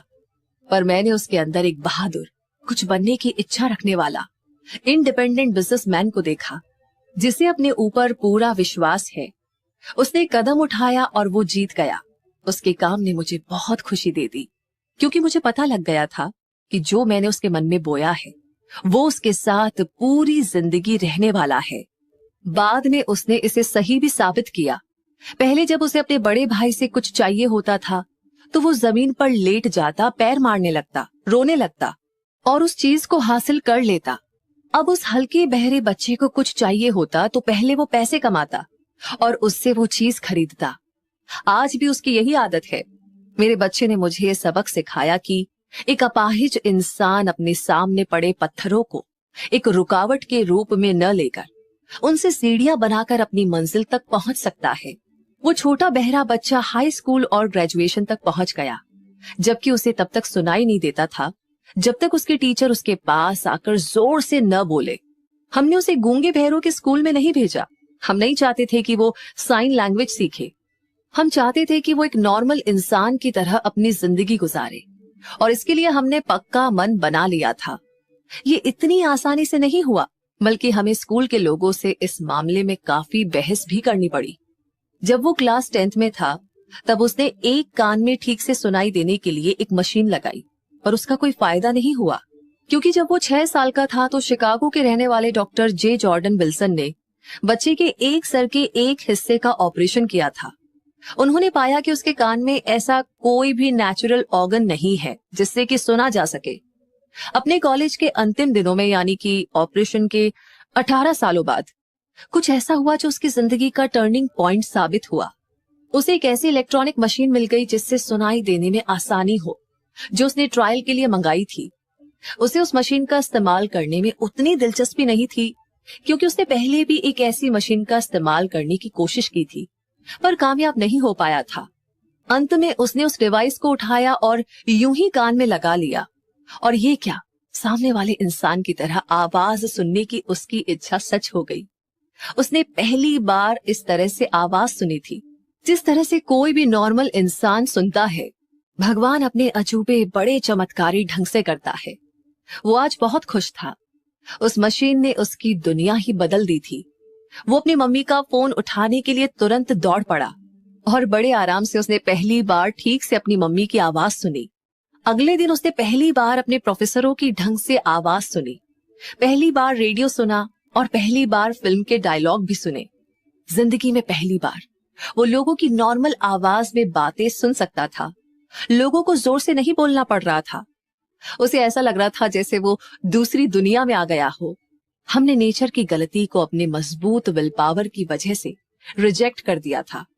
इस दुनिया में मौजूद इकलौते उपाय से हमने नेचर को उसकी गलती सुधारने के लिए मजबूर कर दिया था। विल पावर ने अपना काम कर दिया, पर यह काम अभी पूरा नहीं हुआ था। अभी भी लड़के को इस डिसएबिलिटी को एक ताकत में बदलना बाकी था। उन्होंने कई बार इस बात को स्वीकार किया है कि तब अपने इस काम के पहले साल में वो कामयाब नहीं हो पाई थी और इस काम को छोड़ देना चाहती थी। पर उनकी सोच तब बदली जब उन्होंने स्टैनली सेल्स के सेमिनार में हिस्सा लिया। उन्होंने बताया कि उस साल कंपनी के कॉन्टेस्ट में खूबसूरत, लंबी और कामयाब औरत को रानी के टाइटल से नवाजा जाना था और उस साल उस औरत को वो टाइटल मिला जिसकी किसी ने उम्मीद ही नहीं की थी।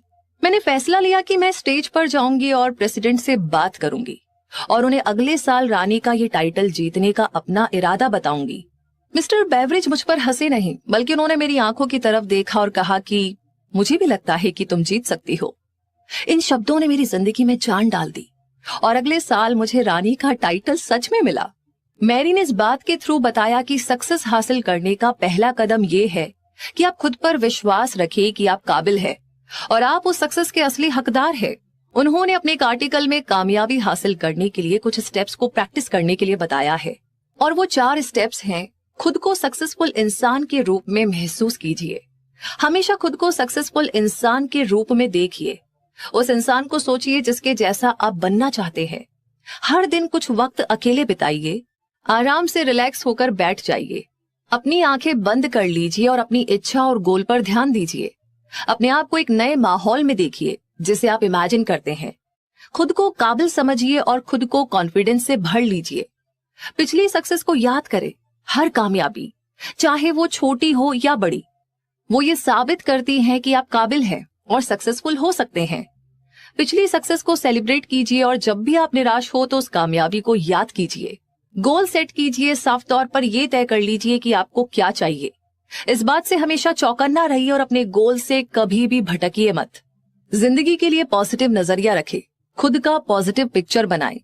आपकी जिंदगी, एक्शन और फैसले सभी में विश्वास रखें और पॉजिटिव बने रहें। विल पावर से नेचर की रूल्स पर भी जीत हासिल की जा सकती है। अब यहाँ पर मैं आपको एक ऐसे आदमी की अनोखी कहानी बताने जा रहा हूँ जिससे ज्यादा चमत्कारी आदमी मैंने आज तक देखा ही नहीं, जिसे मैंने जन्म लेने के कुछ मिनट बाद देखा था। उसके कान नहीं थे। पहले तो डॉक्टर्स ने कुछ भी बताने से मना किया, पर जब उन पर दबाव डाला गया तो उन्होंने बताया कि शायद ये बच्चा कभी बोल और सुन नहीं पाएगा। मैं डॉक्टर के विचार से सहमत नहीं था और मैं ऐसा कर सकता हूँ क्योंकि मैं उस बच्चे का पिता हूँ। मैंने मन ही मन डॉक्टर के विचार को चुनौती दे दी और खुद एक फैसला ले बैठा कि भगवान बिना कान के मेरे बच्चे को इस दुनिया में भेज सकता है, पर वो उसे पूरी जिंदगी इस तरह तकलीफ में जीने के लिए मजबूर नहीं कर सकता। मैंने ये सोच लिया था कि मेरा बेटा सुनेगा भी और बोलेगा भी। मुझे नहीं पता था कि ये सब कैसे होगा, पर मैं इस बात पर जरूर से विश्वास करता था कि जहां चाह है वहां राह है। मुझे महान इमोशन की बात ध्यान आई। दुनिया की हर चीज सिर्फ एक ही बात सिखाती है और वो है विश्वास। हमें सिर्फ विश्वास करके नेचर के रूल्स को फॉलो करना है। ये हम सभी पर समान रूप से लागू होती है। कभी आंख बंद करके आवाज सुनिए। नेचर आपको रास्ता जरूर दिखाएगी। वो रास्ता सिर्फ एक ही था, विल पावर। मैंने अपने अंदर ये विल पावर जगा ली थी कि मेरा बेटा सारी जिंदगी गूंगा और बहरा तो नहीं रह सकता। मैंने इस विल पावर को कभी अपने मन से जाने नहीं दिया, यहां तक कि एक पल के लिए भी नहीं। कुछ सालों पहले मैंने लिखा भी था, हमारी सबसे बड़ी रुकावट हमारे मन में पड़े विचार ही हैं। अगले ही पल मैंने बिस्तर पर लेटे हुए अपने छोटे से बच्चे को देखा और ये सोचा कि अगर ये सब सही है तो मेरा बेटा बिना कानों के भी सुन सकता है। मैंने ठान लिया कि अपने बच्चे के मन में कभी भी ये बात आने नहीं दूंगा कि वो सुन और बोल नहीं सकता। इसके लिए चाहे मुझे जो भी करना पड़े। मैंने कसम खा ली कि अपने बेटे के मन में बोलने और सुनने की अपनी मजबूत इच्छा के बीज बो दूंगा और वो जरूर से एक दिन बिना किसी मशीन के सुनने और बोलने लगेगा। जब बच्चा थोड़ा सा बड़ा हुआ कि वो मेरे साथ सहयोग कर सके तो मैं अपनी मजबूत विल पावर को उसके अंदर जगाने की कोशिश करने लगा ताकि ये इच्छा सच में हमारे सामने आ सके। मैं हर रोज उसके कान के पास में ये सब बोलता ताकि मेरे बेटे का मन जरा भी ये स्वीकार न कर सके कि वो सुन नहीं सकता। जैसे ही वो थोड़ा और बड़ा हुआ, वो आसपास की चीजों पर ध्यान देने लगा। हमने ये महसूस किया कि बेशक बहुत कम ही सही, पर बच्चे को हल्का सा सुनाई तो देता था। जिस उम्र में बच्चे बोलने लगते हैं, वो बोल तो नहीं पाता था, पर वो कुछ आवाजों को सुन जरूर लेता था। बस हमें तो यही चाहिए था। मुझे ये विश्वास हो गया था कि मेरा ये तरीका काम कर रहा है। तभी कुछ ऐसा हुआ जिसने मुझे आश्चर्यचकित कर दिया, चौंका दिया और आशा से भर दिया। ऐसा कुछ उस साधन से हुआ जिससे हमने कभी उम्मीद नहीं की थी। हम एक टेप रिकॉर्डर लाए थे। जब उस बच्चे ने गाना सुना तो वो एक्साइटेड हो गया और गाने को सुनकर के रिएक्ट करने लगा। वो कुछ तरह के गानों में दिलचस्पी दिखाने लगा था। एक बार तो वो एक गाना चलाकर 2 घंटे तक खड़े खड़े सुनता रहा। हमें तब तक इस बात का पता नहीं चला कि ऐसा क्यों हो रहा है, जब तक हमें आवाज के बोन कंडक्शन प्रिंसिपल के बारे में जानकारी नहीं थी। जब वो टेप रिकॉर्ड पर रिएक्ट करने लगा था, मुझे ये मालूम पड़ा कि जब मैं उसके कान के पास या फिर दिमाग के पास जाकर कुछ बोलता हूं तो उसे समझ में आता है। मैं अपनी मजबूत विल पावर को इसी जरिए उसके अंदर जगाता था, पर अभी तक जो रिजल्ट आया था वो इतना खुश करने वाला नहीं था। फिर भी मेरी विल पावर ने मेरे विश्वास का साथ दिया और ऐसी किसी भी नेगेटिव बात को मन में आने से पहले ही निकाल फेंका। मेरे पक्के इरादे का नतीजा ये हुआ कि मेरा बच्चा मेरी आवाज को ठीक ठीक सुनने लगा था। मैं उसके मन में ये भरने से कभी नहीं चूकता था कि वो बोल और सुन सकता है। मैंने ये एक्सपीरियंस किया है कि बच्चों को दादी नानी की कहानी सुनना अच्छा लगता है। मैं ऑफिस जाता, वहां पर उसके लिए कहानी लिखता और रात को उसे सुनाता। साथ ही साथ उसके मन में ये भी भरता कि वो बिल्कुल ठीक है और सुन और बोल भी सकता है। एक कहानी जब मैं सुनाता हूं तो उसको हर बार एक अलग तरीके से सुनाता, उसे अलग रंगों से भर देता। इसका मकसद उसके मन में ये भरना था कि उसके शरीर का ये दोष कोई कमी नहीं है, बल्कि ये उसके जीवन की एक बड़ी एसेट यानी कि गुण और ताकत बनेगी। गीता में भी लिखा है, कुछ दुख अच्छे के लिए होते हैं, और मैंने ऐसी फिलॉसफी को आजमाया भी है और मुझे ठीक तरह से पता है कि हर कमी अपने साथ उतनी ही अच्छाइयां भी लेकर आती है। मुझे थोड़ा सा अंदाजा था कि इस कमी को किस तरह से उसकी ताकत में बदलना है, और मैं हर रोज उसे कहानियों में पिरोकर उसके मन में ये भरने की कोशिश करता कि उसकी ये डिसएबिलिटी दुनिया के बड़े काम आ सकती है। मुझे ये बताया गया था कि उसके कानों में ऐसी कोई भी चीज नहीं है जिससे कि सुना जा सके। इससे पहले कि मैं निराश होता, मेरी विल पावर ने मेरे विश्वास को डगमगाने नहीं दिया। मैंने अपनी बेटी के अंदर भी ये विश्वास जगा दिया था। सबसे खास बात उसकी अब ये थी कि वो मुझसे सवाल नहीं करता था और हर बात को मान लेता था। मैंने हर तरह से उसके मन में ये बात भर दी थी कि उसे अपने भाई से ज्यादा अच्छे रिजल्ट मिलेंगे। एग्जाम्पल के तौर पर यह बच्चा सभी टीचर्स के लिए खास था, इसलिए उस पर ज्यादा ध्यान देना लाजमी था। उसकी माँ ने उन टीचर्स से मिलकर के ये समझा दिया था कि उस पर ज्यादा ध्यान दिया जाए। जब वो इतना बड़ा हो गया कि न्यूज़पेपर की डिलीवरी कर सके, तो मैंने उसे ये समझाना शुरू कर दिया कि वो अपने भाई यानी कि उसका बड़ा भाई मार्केट में न्यूज़पेपर बेचता था से ज्यादा पैसे कमा सकता है, क्योंकि वो अपने भाई से ज्यादा बुद्धिमान और मेहनती है। हमने ये गौर किया कि जैसे जैसे वो बड़ा हो रहा था, उसकी सुनने की कैपेसिटी बढ़ रही थी। दूसरी तरफ उसके मन में अपनी कमी के बारे में सोचने की आदत बिल्कुल नहीं थी। जब वो 7 साल का हुआ, तब उसने पहली बार हमारी मेहनत को कामयाब साबित किया। कुछ महीने तक उसने अपनी माँ से बाहर मार्केट में न्यूज़पेपर बेचने की परमिशन मांगी, पर उसकी माँ उसके बहरेपन की वजह से डरी हुई थी। एक माँ की तरह उसकी भी चिंता वाजिब थी कि कहीं उसे कुछ सुनाई न दे और कोई दुर्घटना हो जाए तो क्या होगा। फिर एक दिन अचानक वो मौका देखकर रसोई की खिड़की से कूदकर मार्केट भाग गया। वहां एक मोची से उसने 6 सेंट लिए और उससे न्यूज़पेपर खरीदे, फिर बेच दिए। एक बार जब वो न्यूज़पेपर बेच चुका तो उसने दोबारा पेपर खरीदा और बेचा, और ये उसने तब तक किया जब तक कि शाम ना हो गई। फिर उसने वापस आते समय मोची को उसके 6 सेंट वापस कर दिए। अंत में उसने देखा कि आज उसने कितने सेंट कमाए थे। जब हम लोग घर पहुंचे तो वो अपने कमरे में बिस्तर पर सो रहा था। उसने अपनी मुट्ठी में सारे पैसे दबा रखे थे।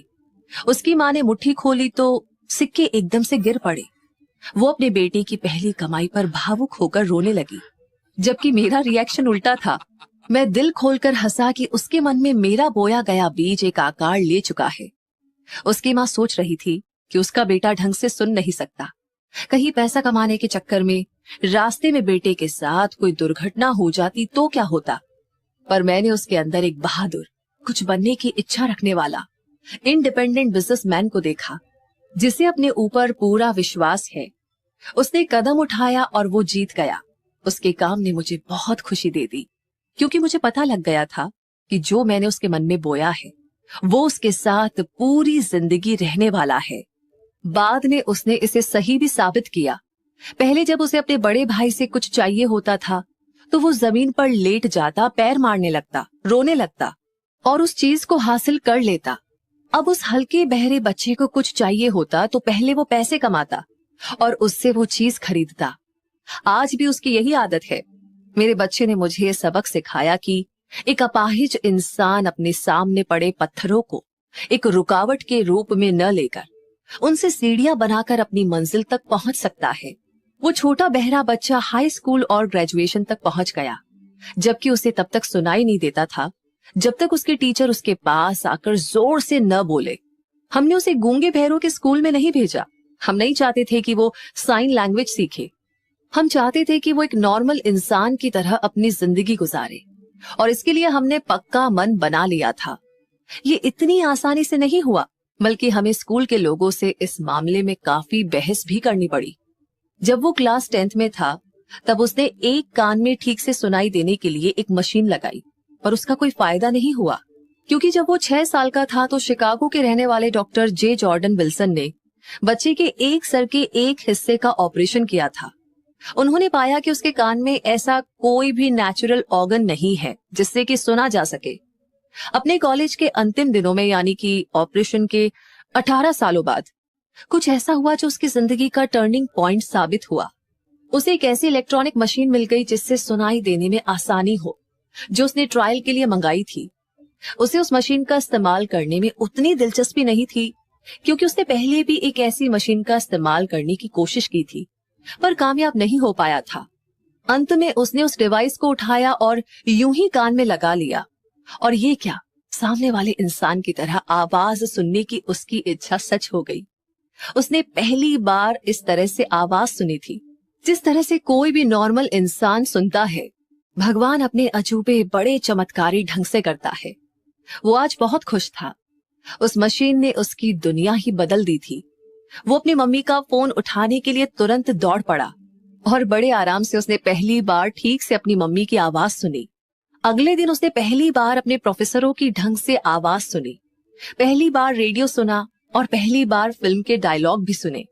जिंदगी में पहली बार वो लोगों की नॉर्मल आवाज में बातें सुन सकता था। लोगों को जोर से नहीं बोलना पड़ रहा था। उसे ऐसा लग रहा था जैसे वो दूसरी दुनिया में आ गया हो।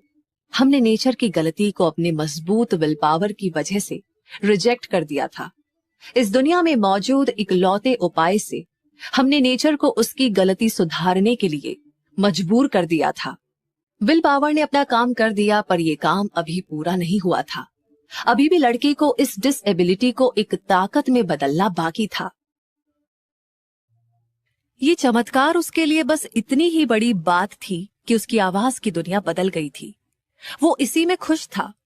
एक दिन उसने इस मशीन को बनाने वाले को एक चिट्ठी लिखी, जिसमें उसने अपने एक्सपीरियंस शेयर किए थे। इस कारण उसे न्यूयॉर्क की उस कंपनी से बुलावा भी आ गया। जब वो उस कंपनी के चीफ इंजीनियर से अपनी बदली हुई दुनिया के बारे में बातें कर रहा था, तो उसके दिमाग में एक थॉट, एक इंस्पिरेशन, आप जो भी नाम देना चाहे दे दीजिए, वो उभर कर आई, जिसने उसकी कमजोरी को एक ताकत में बदल दिया, जिस वजह से उसे पैसे भी मिलने लगे और खुशियां भी आ गई। इस थॉट का पूरा सार ये था कि उसने उन लाखों बहरे लोगों की मदद करने की ठानी जो पूरी जिंदगी बहरे बनकर ही काट देते हैं और इन मशीनों के इस्तेमाल के बारे में जानते नहीं हैं। उसने सोचा अगर उन्हें इन मशीनों के बारे में पता चल जाए तो उनकी जिंदगी भी बदल सकती है। उसने अपनी बदली हुई जिंदगी के बारे में बताने की ठानी। वो तभी इस फैसले पर पहुंच गया था कि अब वो पूरी जिंदगी उन लोगों की मदद करने के लिए समर्पित कर देगा। उसने तुरंत कंपनी के मार्केटिंग सिस्टम की जानकारी ली और फिर ये खोजने की कोशिश की कि किस तरह से ऊंचा सुनने वाले लोगों से बात की जाए और उन तक इन नए खोजे गए तरीकों द्वारा पहुंचा जाए। जब उसने अपना प्लान बना लिया तो उसे प्रेजेंटेशन देने के लिए कंपनी में बुलाया गया। प्रेजेंटेशन देते वक्त ही उसे 2 साल तक अपने एम्बिशन को आगे बढ़ाने के लिए कॉन्ट्रैक्ट दे दिया गया। जब वो ऑफिस जा रहा था तो उसके चेहरे पर संतुष्टि के भाव झलक रहे थे। झलके भी क्यों ना, वो उन हजारों लोगों की जिंदगी संवारने जा रहा था और थोड़ा बहुत अपना सपना पूरा करने भी। जैसे ही वो उस हियरिंग एड बनाने वाली कंपनी से जुड़ा, उसके तुरंत बाद ही उसने मुझे उस कंपनी में गूंगे और बहरे लोगों के लिए दिए जाने वाले लेक्चर को सुनने के लिए बुलाया। इस लेक्चर का मकसद ये था कि गूंगे और बहरे लोगों को सिखाया जा सके कि कैसे आसानी से बोला और सुना जा सकता है। इससे पहले मैंने इस तरह की एजुकेशन के बारे में कभी सुना ही नहीं था। फिर भी कुछ डाउट और इस बात की उम्मीद करता हुआ मैं वहां पहुंच गया कि मेरा वक्त बर्बाद नहीं होगा। मैंने वहां पहुंचकर पाया कि जो इच्छा मैंने अपने बेटे के पैदा होने पर की थी, उसकी वजह से उसके अंदर उन बहरे लोगों के लिए बहुत कुछ कर गुजरने का जज्बा था। मैंने वहां पर यह पाया कि जिस प्रिंसिपल का मैं पिछले 20 सालों से इस्तेमाल कर रहा था, उसी के जरिए वहां गूंगे और बहरे लोगों को उनके जीवन से आगे निकलने की सलाह दी जा रही थी। अपनी जिंदगी के बदलने के बाद से ही मेरा बेटा ब्लेयर और मैं दोनों उन गूंगे बहरों के लिए काम पर लग पड़े। इसमें जरा भी डाउट नहीं है कि अगर ब्लेयर की माँ और मैंने उसके दिमाग को आकार देने की कोशिश न की होती तो वो जीवन भर गूंगा और बहरा बना ही रहता। जब ब्लेयर बड़ा हो गया तब डॉक्टर इरविन वुरहिस, जो इन सब मामलों के बहुत बड़े एक्सपर्ट थे, वे मेरे बेटे को अच्छे से चेक करने के बाद इस बात से बहुत चकित हुए कि वो कैसे सुन और बोल सकता है, जबकि साइंटिफिक रूप से उसे सुनाई देना ही नहीं चाहिए। एक्सरे फोटो में भी ऐसा कोई रास्ता दिखाई नहीं दे रहा था जिससे आवाज ब्रेन तक पहुंच सके। वे इस बात से चकित थे कि वो सुन कैसे पा रहा है।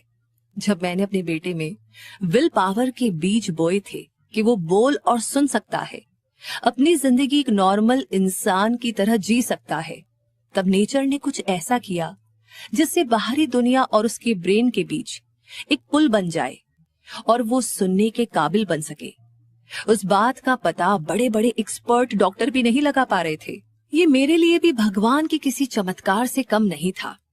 मैं अगर इस बात को पूरी दुनिया के साथ शेयर ना करता तो शायद मैं कभी खुद को माफ नहीं कर पाता।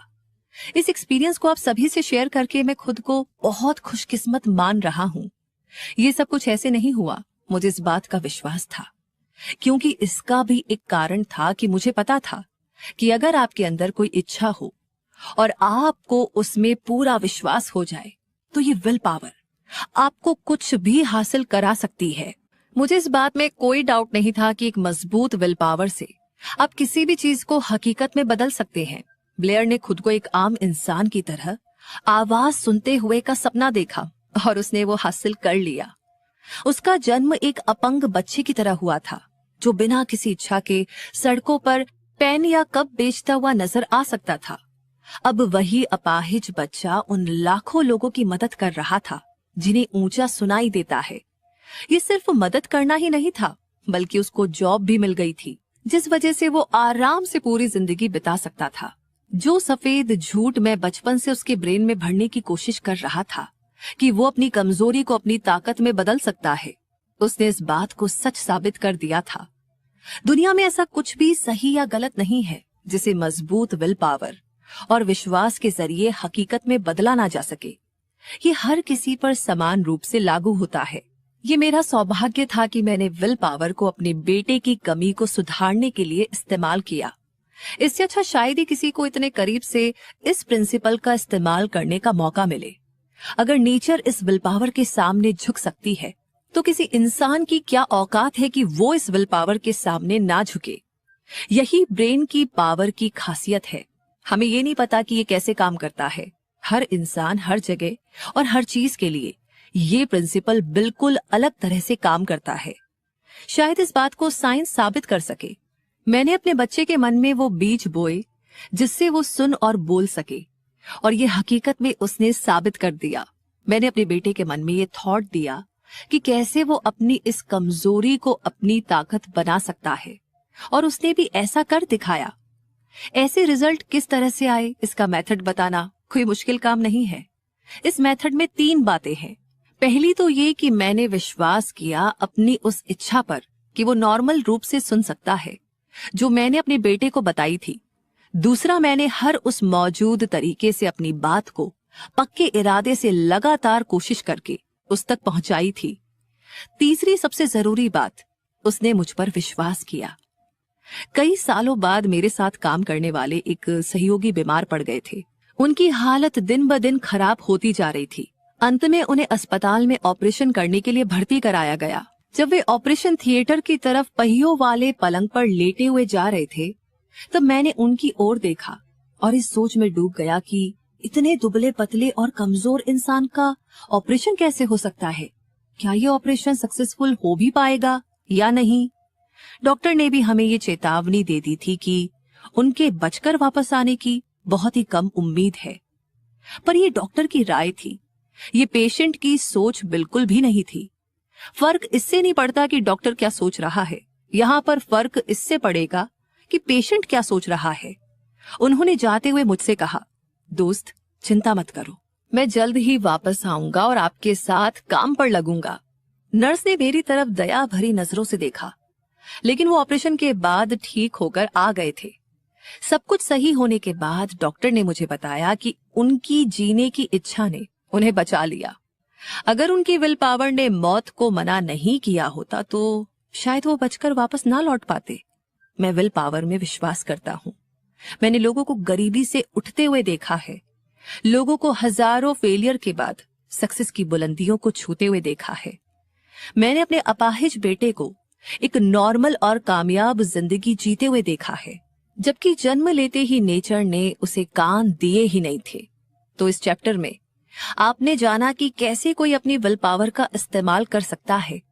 मजबूत विल पावर से आप वो सब कुछ पा सकते हैं जो आप सोचते हैं। जब आप में मजबूत विल पावर होती है तो नेचर आपके लिए ब्रेन में चलने वाली केमिस्ट्री को बदलकर रख देता है, जिससे सब पॉसिबल हो जाता है। दुनिया में कुछ भी नामुमकिन नहीं है। आप वो सब कुछ पा सकते हैं जो आप सोचते हैं। और इसी के साथ अब बात करते हैं आगे विश्वास की। इच्छा को हासिल करने के लिए इमेजिन करना और उस पर विश्वास करना। अमीर बनने की ओर दूसरा कदम। विश्वास मन का मेन केमिकल होता है। जब थॉट की फ्रीक्वेंसी विश्वास के साथ जुड़ती है तो हमारा सबकॉन्शियस माइंड उन विचारों की फ्रीक्वेंसी को स्पिरिचुअल पावर के रूप में अनलिमिटेड पावर के पास भेज देता है, जो उसे हकीकत के रूप में आकार दे सके। सभी पॉजिटिव भावनाओं में सबसे ताकतवर भाव होते हैं विश्वास, प्यार और सेक्स के। जब ये तीनों मिलते हैं तो इनमें इतनी अपार शक्ति होती है जो विचारों में नई एनर्जी भर के तुरंत हमारे सबकॉन्शियस में पहुंच जाती है, जहां ये स्पिरिचुअल शक्ति के रूप में बदल जाती है। स्पिरिचुअल शक्ति वो जरिया है जो असीम शक्ति से हकीकत की दुनिया में विचारों को साकार करने का जवाब लेकर आती है। प्यार और विश्वास का मन से रिश्ता होता है जो ज्यादातर स्पिरिचुअल हिस्से से जुड़े हुए हैं, जबकि सेक्स पूरी तरह बायोलॉजी से जुड़ा हुआ है। ये सिर्फ शरीर से जुड़ा हुआ हिस्सा है। इन तीनों इमोशंस का मिक्सचर फिक्स्ड थॉटफुल माइंड और असीम पावर के बीच कम्युनिकेशन का एक सीधा रास्ता बनाता है। अब आता है सवाल कि विश्वास या ट्रस्ट कैसे डेवलप किया जाए। तो विश्वास एक ऐसी स्टेट ऑफ माइंड है जिसे ऑटो सजेशन प्रिंसिपल के जरिए सबकॉन्शियस माइंड में बार बार रिपीट करने से डेवलप किया जा सकता है। विश्वास ऐसी एबिलिटी है जो इच्छा की शक्ति को फिजिकल रूप में साकार कर सकता है। अगले चैप्टर में ऑटो सजेशन के बारे में इंस्ट्रक्शंस बताए गए हैं। उन्हें जानकर आपको पता चलेगा कि आप जो चाहते हैं उसके बारे में अगर आपके सबकॉन्शियस माइंड को विश्वास दिला दिया जाए तो उसे वो जरूर मिलता है। आपके गोल को अचीव करने के लिए आपका सबकॉन्शियस माइंड आपके विश्वास के आधार पर काम करेगा। अगर किसी इंसान के पास विश्वास का नामो निशान ही नहीं है तो उसे ये बताना बहुत मुश्किल है कि विश्वास किस तरीके से डेवलप किया जा सकता है। ये ठीक उतना ही मुश्किल है जितना किसी अंधे इंसान को लाल रंग के बारे में बताना। विश्वास एक स्टेट ऑफ माइंड है जिसका डेवलपमेंट इस बुक में दिए गए इन 13 प्रिंसिपल्स को सीखने के बाद किया जा सकता है। बार बार अपने मन में थॉट डालना ही खुद से भावनाएं डेवलप करने का इकलौता जरिया है। जो थॉट आप मन में डालते हैं वही बन जाते हैं। यहाँ तक कि अपराधी भी एक क्रिमिनल लॉजिस्टिक में कहा गया है कि जब लोग पहली बार अपराध या अपराधियों के कांटेक्ट में आते हैं तो उनसे घृणा करते हैं। अगर फिर भी वे किसी तरह कुछ दिनों तक अपराध के कांटेक्ट में बने रहे तो उन्हें उसकी आदत होने लगती है और वो उसे सहन करना सीख जाते हैं। और जब वे काफी लंबे समय तक उसके कांटेक्ट में रहते हैं तो अपराध के इन्फ्लुएंस में आकर उसमें शामिल हो जाते हैं।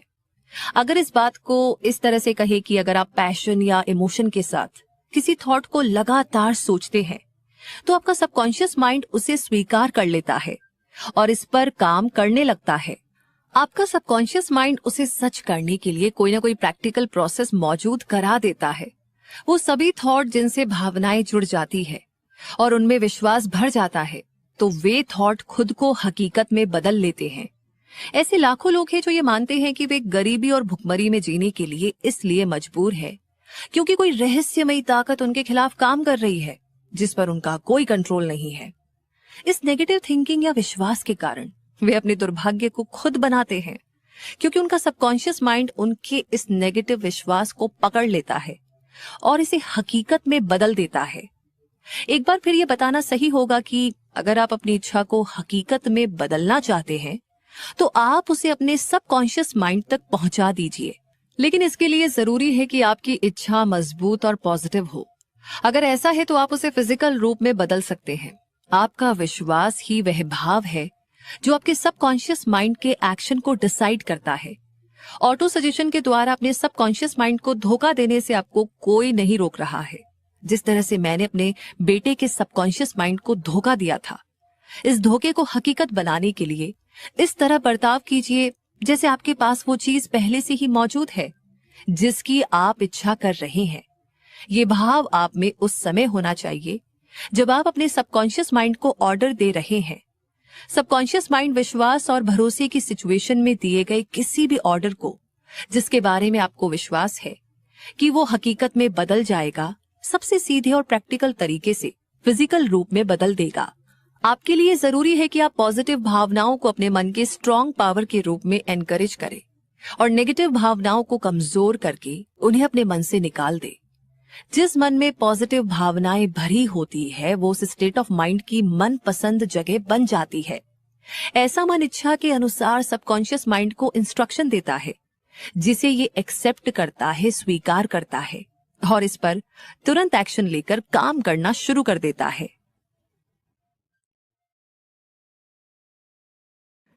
काफी लंबे समय से धार्मिक लोग स्ट्रगल कर रहे इंसानों को ये मैसेज देते रहे हैं कि उन्हें इस या उस धर्म की बातों पर विश्वास करना चाहिए, लेकिन वे लोगों को ये बताने में फेल हो गई कि विश्वास को किस तरह से पैदा किया जाए। उन्होंने ये नहीं बताया कि विश्वास एक मेंटल स्टेट है जिसे ऑटो सजेशन द्वारा डेवलप किया जा सकता है। ऐसी भाषा में जिसे एक आम आदमी समझ सके हम वो प्रिंसिपल बताएंगे जिसके द्वारा विश्वास वहां भी डेवलप किया जा सकता है जहां पर इसका नामो निशान नहीं है। अपने आप पर और भगवान पर विश्वास रखें। विश्वास ही वो शक्ति है जो विचार को जीवन, ताकत और एक्शन प्रदान करता है। हम आपको यहाँ पर कुछ बातें बताने जा रहे हैं जिन्हें अगर आप जोर से पढ़ेंगे तो ज्यादा अच्छा होगा। विश्वास पैसा कमाने का शुरुआती पॉइंट है। विश्वास उन सभी चमत्कारों और सभी रहस्यों का बेस है जिन्हें साइंस के नियमों के आधार पर साफ साफ नहीं समझाया जा सकता। विश्वास कामयाबी का इकलौता इलाज है। विश्वास वो केमिकल है जिसे जब प्रार्थना के साथ मिलाया जाता है तो इंसान अनलिमिटेड पावर के साथ सीधे बातचीत करता है। विश्वास वो केमिकल है जो इंसान के सीमित मन द्वारा क्रिएट की गई आइडियाज के साधारण वाइब्रेशन को स्पिरिचुअल वाइब्रेशन में बदल देता है। अब ये फैक्ट तो सभी जानते हैं कि आदमी अपने आप से जो बार बार दोहराता है वो आखिरकार उस बात पर विश्वास करने लगता है, चाहे वो बात सही हो या गलत। अगर कोई आदमी बार बार किसी झूठ को दोहराता रहे तो अंत में वो उस झूठ को सच के रूप में स्वीकार कर लेगा। यही नहीं, वो विश्वास करने लगेगा कि यही सच है, क्योंकि इंसान वही तो बन जाता है जिस तरह के विचारों को वो अपने मन में राज करने देता है, चलने देता है। जिन विचारों को इंसान अपने मन में जगह देता है, जिन्हें वो सहानुभूति के साथ इनकरेज करता है और जिन्हें वो अपनी भावना के साथ जोड़ता है, वो मोटिवेट करने वाली पावर बन जाता है जो उसकी हर एक एक्टिविटी, हर काम और हर एक्शन को कंट्रोल और डायरेक्ट करती है। आइए अब एक बहुत ही इंपॉर्टेंट सच्चे स्टेटमेंट के बारे में जानते हैं। जब थॉट इमोशंस के साथ जुड़ जाते हैं तो वे एक मैग्नेटिक पावर बन जाते हैं जो अपने जैसे या अपने से जुड़े दूसरे विचारों को अट्रैक्ट करते हैं। भावना के साथ जुड़ जाने पर इस तरह से चुंबक की तरह हो जाते हैं कि थॉट की तुलना हम उस बीज से कर सकते हैं जिसे उपजाऊ यानी कि फर्टाइल जमीन में बोए जाने पर वो उगने लगता है, बढ़ता है और कई गुना बड़ा हो जाता है। जब तक कि ये छोटा सा एक बीज अपने ही जैसा लाखों अनगिनत बीज नहीं बना देता। तो ह्यूमन माइंड ऐसे वाइब्रेशन को लगातार आकर्षित करता है, अट्रैक्ट करता है, जो मन में रह रहे विचारों के जैसे हों। इंसान के मन में जो विचार, प्लान या गोल ज्यादा चलते रहते हैं वो अपने रिश्तेदारों को अट्रैक्ट करने लगता है और इन रिश्तेदारों से जुड़ने के बाद वो ज्यादा पावरफुल बन जाता है और उसकी पावर तब तक बढ़ती रहती है जब तक कि वो इंसान के ऊपर हावी नहीं हो जाता जिसके मन में वो रहता है। अब हम शुरुआती पॉइंट पर फिर से चलते हैं और ये जानते हैं कि किस तरह किसी विचार, प्लान या गोल का बीज मन में बोया जा सकता है। ये जानकारी आसानी से दी जा सकती है। किसी भी विचार, प्लान या गोल को बार बार दोहराए जाने पर इसे मन में रखा जा सकता है। इसलिए आपसे कहा गया है कि आप अपने मेन गोल को लिख लीजिए, इसे याद कर लीजिए और इसे जोर से हर दिन पढ़ें जब तक कि इस साउंड के वाइब्रेशन आपके सबकॉन्शियस माइंड तक न पहुंच जाए। खराब माहौल के असर को हटाने की कसम खाइए और अपने जीवन को सही पटरी पर ले आए। अपनी मन की ताकत और जिम्मेदारियों का हिसाब लगाइए और आप पाएंगे कि आपकी सबसे बड़ी कमजोरी है कॉन्फिडेंस की कमी, आत्मविश्वास की कमी। आप ऑटो सजेशन के प्रिंसिपल की मदद से इस कमी को दूर कर सकते हैं और अपने डाउट को हिम्मत में बदल सकते हैं। इस प्रिंसिपल का इस्तेमाल कुछ पॉजिटिव विचारों के आसान इस्तेमाल के द्वारा किया जा सकता है। आपको सिर्फ इतना करना है कि आप इन पॉजिटिव विचारों को लिख लें, याद कर लें और बार बार पढ़ें जब तक कि ये आपके सबकॉन्शियस माइंड के एक्टिव डिवाइस का हिस्सा न बन जाए। आइए अब जानते हैं कि इस कॉन्फिडेंस का फॉर्मूला क्या है।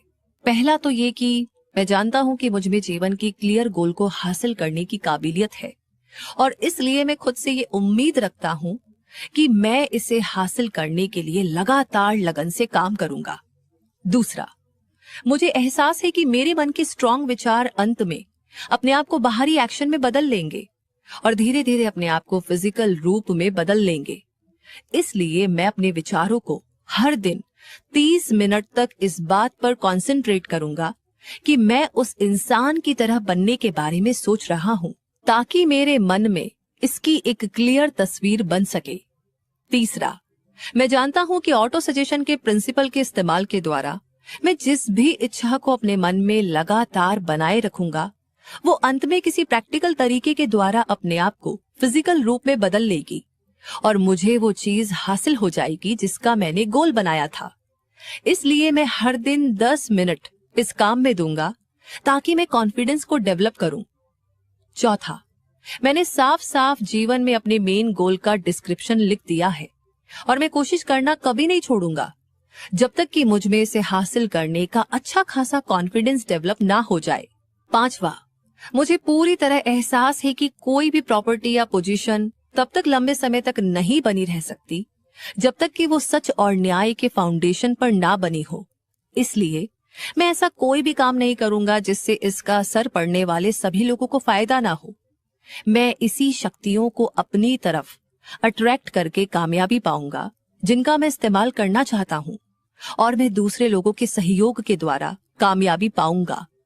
मैं लोगों को इंस्पायर करूंगा कि वो दूसरों की सेवा करें क्योंकि मैं हमेशा दूसरों की सेवा करने की इच्छा रखता हूं। मैं पूरी मानव जाति के प्रति प्यार डेवलप करूंगा और घृणा, ईर्ष्या, स्वार्थ और दोष देखने की आदत को अपने मन से दूर करूंगा क्योंकि मैं जानता हूं कि दूसरों के प्रति नेगेटिव नजरिया रखने से मुझे कभी भी कामयाबी नहीं मिल सकती। मैं ऐसे काम करूंगा जिससे दूसरों को मुझ पर विश्वास हो क्योंकि मैं उनमें और अपने आप में विश्वास रखूंगा। मैं इस फॉर्मूले पर अपने साइन करूंगा और इसे याद कर लूंगा और इसे हर दिन जोर जोर से पढ़ूंगा। ऐसा करते समय मुझे पूरा विश्वास होगा कि ये मेरे विचारों और एक्शन पर धीरे धीरे असर करेगा ताकि मैं एक इंडिपेंडेंट और सक्सेसफुल इंसान बन सकूं। तो इस फॉर्मूले के पीछे नेचर का एक रूल है जिसे अब तक कोई आदमी साफ साफ बता नहीं पाया है। इस रूल को, इस नियम को आप किस नाम से पुकारते हैं ये इम्पोर्टेंट नहीं है। इसके बारे में इम्पोर्टेंट फैक्ट ये है कि ये इंसान की कामयाबी और शोहरत के लिए काम करता है, बशर्ते इसका क्रिएटिव इस्तेमाल किया जाए। दूसरी ओर अगर इसका गलत इस्तेमाल किया जाए तो ये उतनी ही जल्दी बर्बाद भी कर सकता है। इस स्टेटमेंट में एक बहुत इंपॉर्टेंट सच्चाई छुपी है। जो हार जाते हैं और गरीबी, दुख और कष्ट में अपना जीवन गुजारते रहते हैं, वे ऐसा इसलिए करते हैं क्योंकि उन्होंने ऑटो सजेशन के प्रिंसिपल का नेगेटिव इस्तेमाल किया है। इसका रीजन ये फैक्ट है कि विचार की ये आदत होती है कि वे अपने आप को अपने फिजिकल रूप में बदल लेते हैं। सबकॉन्शियस माइंड को इस बात से कोई फर्क नहीं पड़ता कि विचार क्रिएटिव है या डिस्ट्रक्टिव है। ये उस मटेरियल पर काम करता है जो हम अपने थॉट्स और आइडियाज के द्वारा इसे देते हैं। सबकॉन्शियस माइंड डर से भरे विचारों को भी उतनी ही तेजी से हकीकत में बदल देगा जितनी तेजी से ये हिम्मत या विश्वास से भरे विचार को हकीकत में बदलेगा। इलेक्ट्रिसिटी का अगर क्रिएटिव इस्तेमाल किया जाए तो ये इंडस्ट्री के पहियों को आगे बढ़ाती है और मानव जाति की सेवा करती है, लेकिन नेगेटिव इस्तेमाल किए जाने पर ये जान भी ले सकती है। उसी तरह ऑटो सजेशन का नियम आपको सुख, शांति और सक्सेस दे सकता है, या फिर ये आपको दुख, फेलियर और मौत की घाटी में फेंक सकता है, जो इस बात पर डिपेंड करता है कि आप इसे किस हद तक समझते हैं या अप्लाई करते हैं। अगर आप अपने मन में डर, डाउट और अविश्वास भर लेते हैं, अगर आप ये मानते हैं कि आप में असीम शक्तियों के साथ जुड़ने और उनका इस्तेमाल करने की काबिलियत नहीं है, तो ऑटो सजेशन का नियम इस अविश्वास के भाव को लेगा और इसे उस सांचे में ढाल लेगा जिसके द्वारा आपका सबकॉन्शियस माइंड इसे फिजिकल रूप में बदल लेगा। उस हवा की तरह जो एक जहाज को ईस्ट दिशा में ले जाती है और दूसरे को वेस्ट दिशा में। ऑटो सजेशन का नियम आपको ऊपर उठा सकता है या नीचे गिरा भी सकता है, जो कंप्लीटली इस बात पर डिपेंड करता है कि आपने अपने विचार के झंडे को किस तरह से बांधा है। ऑटो सजेशन के रूल के द्वारा कोई भी इंसान कामयाबी की उन ऊंचाइयों को छू सकता है जिसकी कल्पना भी नहीं की जा सकती, और ये इस कविता में बहुत अच्छी तरह से एक्सप्रेस किया गया है। अगर आप सोचते हैं कि आप हार गए हैं तो आप हार गए हैं। अगर आप सोचते हैं कि आप में हिम्मत नहीं है तो आप में नहीं है। अगर आप जीतना चाहते हैं लेकिन सोचते हैं कि आप जीत नहीं सकते तो ये लगभग तय है कि आप जीत नहीं पाएंगे। अगर आप ये सोचते हैं कि आप हारेंगे तो आप हार चुके हैं, क्योंकि दुनिया में हमने ये पाया है कि कामयाबी किसी इंसान की इच्छा से शुरू होती है। ये पूरी तरह से मेंटल स्टेट पर डिपेंडेंट है। अगर आप सोचते हैं कि आप पिछड़ गए हैं तो सचमुच ऐसा ही है। आपको ऊपर उठने के बारे में सोचना होगा, आपको अपने आप पर विश्वास करना होगा, और तभी आप जिंदगी में कुछ कर सकते हैं।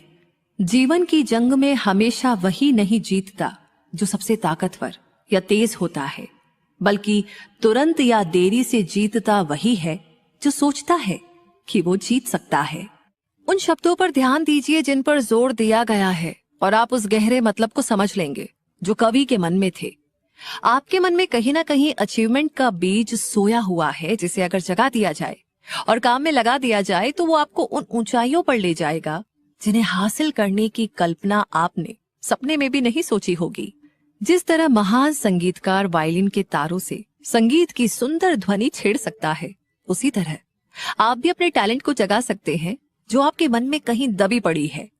इसके जरिए से आप अपने आप को ऊपर की तरफ ले जा सकते हैं और जिस गोल को हासिल करना चाहे उस गोल को अचीव कर सकते हैं। 40 साल की उम्र तक अब्राहम लिंकन ने जिस काम में हाथ डाला वे उसमें फेल हुए। वे किसी गुमनाम जगह से आए हुए गुमनाम आदमी थे, जब तक कि उनके जीवन में एक महान एक्सपीरियंस नहीं आया और उस एक्सपीरियंस ने उनके दिलो दिमाग में सोए हुए उनके टैलेंट को नहीं जगाया। तब जाकर वे दुनिया के महान लोगों में से एक बन सके। ये एक्सपीरियंस दुख और प्यार की भावना से जुड़ा हुआ था। ये एक्सपीरियंस एन रुटलेस के जरिए से आया, जो इकलौती औरत थी जिसे लिंकन ने प्यार किया था। ये एक जाना माना सच है कि प्यार की भावना विश्वास के मेंटल स्टेट से बहुत करीबी रूप से जुड़ी हुई है। इसका रीजन ये है कि प्यार हमारे विचार के वाइब्रेशन को उनके स्पिरिचुअल फॉर्म में बदलने के सबसे करीब होता है। अपनी रिसर्च के दौरान ऑथर ने पाया कि सैकड़ों कामयाब लोगों की जिंदगी और अचीवमेंट के एनालिसिस से ये पता चलता है कि उनमें से लगभग सभी की कामयाबी के पीछे किसी न किसी औरत की सलाह का असर साफ साफ था। अगर आप विश्वास की शक्ति का सबूत चाहते हैं तो आप उन आदमियों और औरतों के अचीवमेंट्स को स्टडी कीजिए जिन्होंने इसका इस्तेमाल किया है। लिस्ट में सबसे ऊपर नजारेन का नाम आता है। ईसाई धर्म का आधार है विश्वास। चाहे कितने ही लोगों ने इस महान शक्ति का गलत मतलब निकाला हो और उसे तोड़ा मरोड़ा हो, ईसा मसीह की एजुकेशन और अचीवमेंट्स का सार, जिसे चमत्कार कहा जाता है, विश्वास यानी कि फेथ ही है। अगर चमत्कार जैसी कोई चीज होती है तो ये सिर्फ उस मेंटल स्टेट के द्वारा हो सकती है जिसे विश्वास कहा जा सकता है। अब विश्वास के सिवा और कौन सी शक्ति इतना कुछ कर सकती थी? 20वीं सदी के बीच में मार्टिन लूथर किंग को ह्यूमन राइट्स और सभी लोगों के गौरव की रक्षा के लिए उनके मन में गहरा विश्वास था, जिसकी वजह से हर जाति कम्युनिटी में जिन लोगों को उन पर विश्वास था, वो आदमी और औरतें उनके समाज में समान अधिकारों के लिए एक संघर्ष से जुड़े। उनका सपना था कि किसी को उसके रंग से नहीं बल्कि उसके कैरेक्टर से, उसके चरित्र से पहचाना जाना चाहिए। उनका ये सपना पूरी तरह से तो पूरा नहीं, लेकिन उनके काम और मृत्यु ने पूरी दुनिया को जैसे एक नया जन्म देने का काम किया था और लोगों को लगातार इससे जुड़ने के लिए इंस्पायर करता रहा। बिजनेस और इंडस्ट्री चलाने में विश्वास और सहयोग की जरूरत होती है। ऐसे में ये दिलचस्प भी है और फायदेमंद भी कि हम एक घटना को एनालाइज करें जो हमें बहुत अच्छे ढंग से वो तरीका समझाती है जिसके जरिए इंडस्ट्रियलिस्ट और बिजनेसमैन ने बहुत बड़ी दौलत कमाई और उन्होंने लेने से पहले देने के तरीके से ऐसा कर दिखाया। ये घटना 1900 की है, जब यूनाइटेड स्टेट्स स्टील कॉरपोरेशन बन रहा था। जब आप कहानी के बारे में जाने तो इन बेसिक फैक्ट्स को अपने दिमाग में रखें और आप समझ पाएंगे कि किस तरह विचार बड़े खजानों में बदलते हैं। अगर आप उन लोगों में से हैं जो अक्सर आश्चर्य करते हैं कि किस तरह ढेर सारी दौलत कमाई जाती है, तो यूनाइटेड स्टेट्स स्टील कॉरपोरेशन के बनने की ये कहानी आपको काफी कुछ सिखा देगी। अगर आपको इस बारे में जरा सा भी डाउट है कि इंसान विचारों के जरिए अमीर बन सकता है, तो ये कहानी आपके मन से डाउट को भगा देगी, क्योंकि आप यूनाइटेड स्टेट्स स्टील की कहानी में इस बुक में बताए गए प्रिंसिपल्स का इस्तेमाल देखेंगे। उस $1 बिलियन की स्पीच के काफी दिन बाद 12 दिसंबर 1900 की शाम को देश के लगभग 80 अमीर दिग्गज 5th एवेन्यू के यूनिवर्सिटी क्लब के सेरेमनी हॉल में इकट्ठे हुए।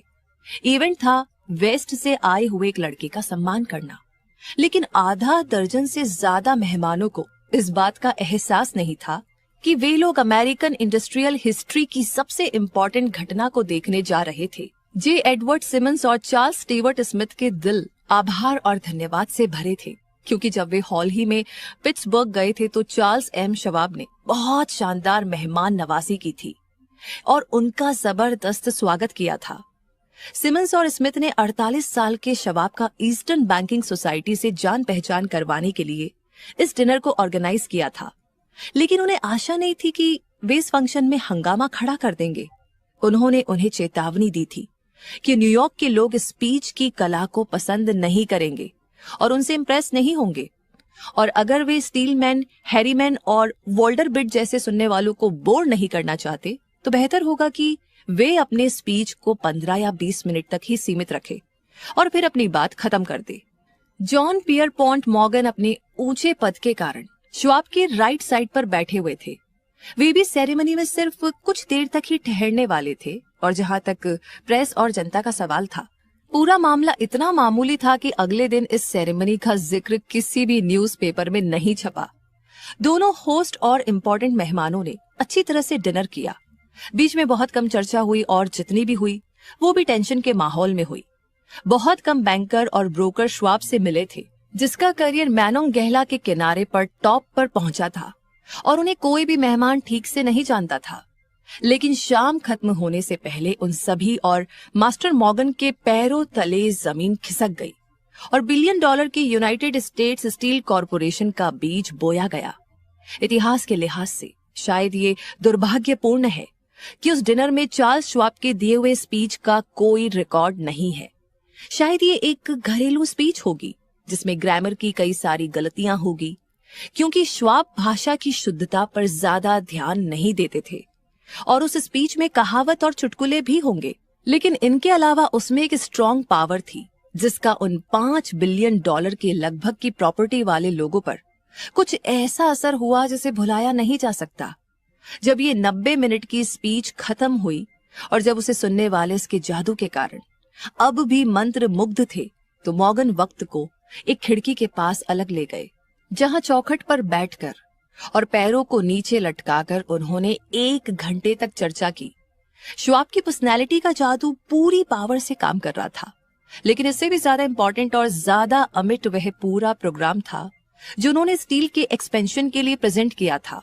कई और लोगों ने मॉर्गन की रुचि जगाने की कोशिश की थी कि वे स्टील के लिए भी उसी तरह का ट्रस्ट बनाए, जिस तरह बिस्किट, वायर और हूप, शक्कर, रबर, विस्की, तेल या च्युइंगम के लिए बना रखा था। जॉन डब्ल्यू गेट्स नाम के गैम्बलर ने भी इसका प्रपोजल रखा था, लेकिन मॉर्गन को उस पर भरोसा नहीं था। बिल और जिम मूर, जो शिकागो में स्टॉक जॉबर थे, जो कि एक मैच ट्रस्ट और क्रैकर कॉर्पोरेशन बना चुके थे, उन्होंने भी इसका ऑफर रखा था, लेकिन वे भी कामयाब नहीं हुए थे।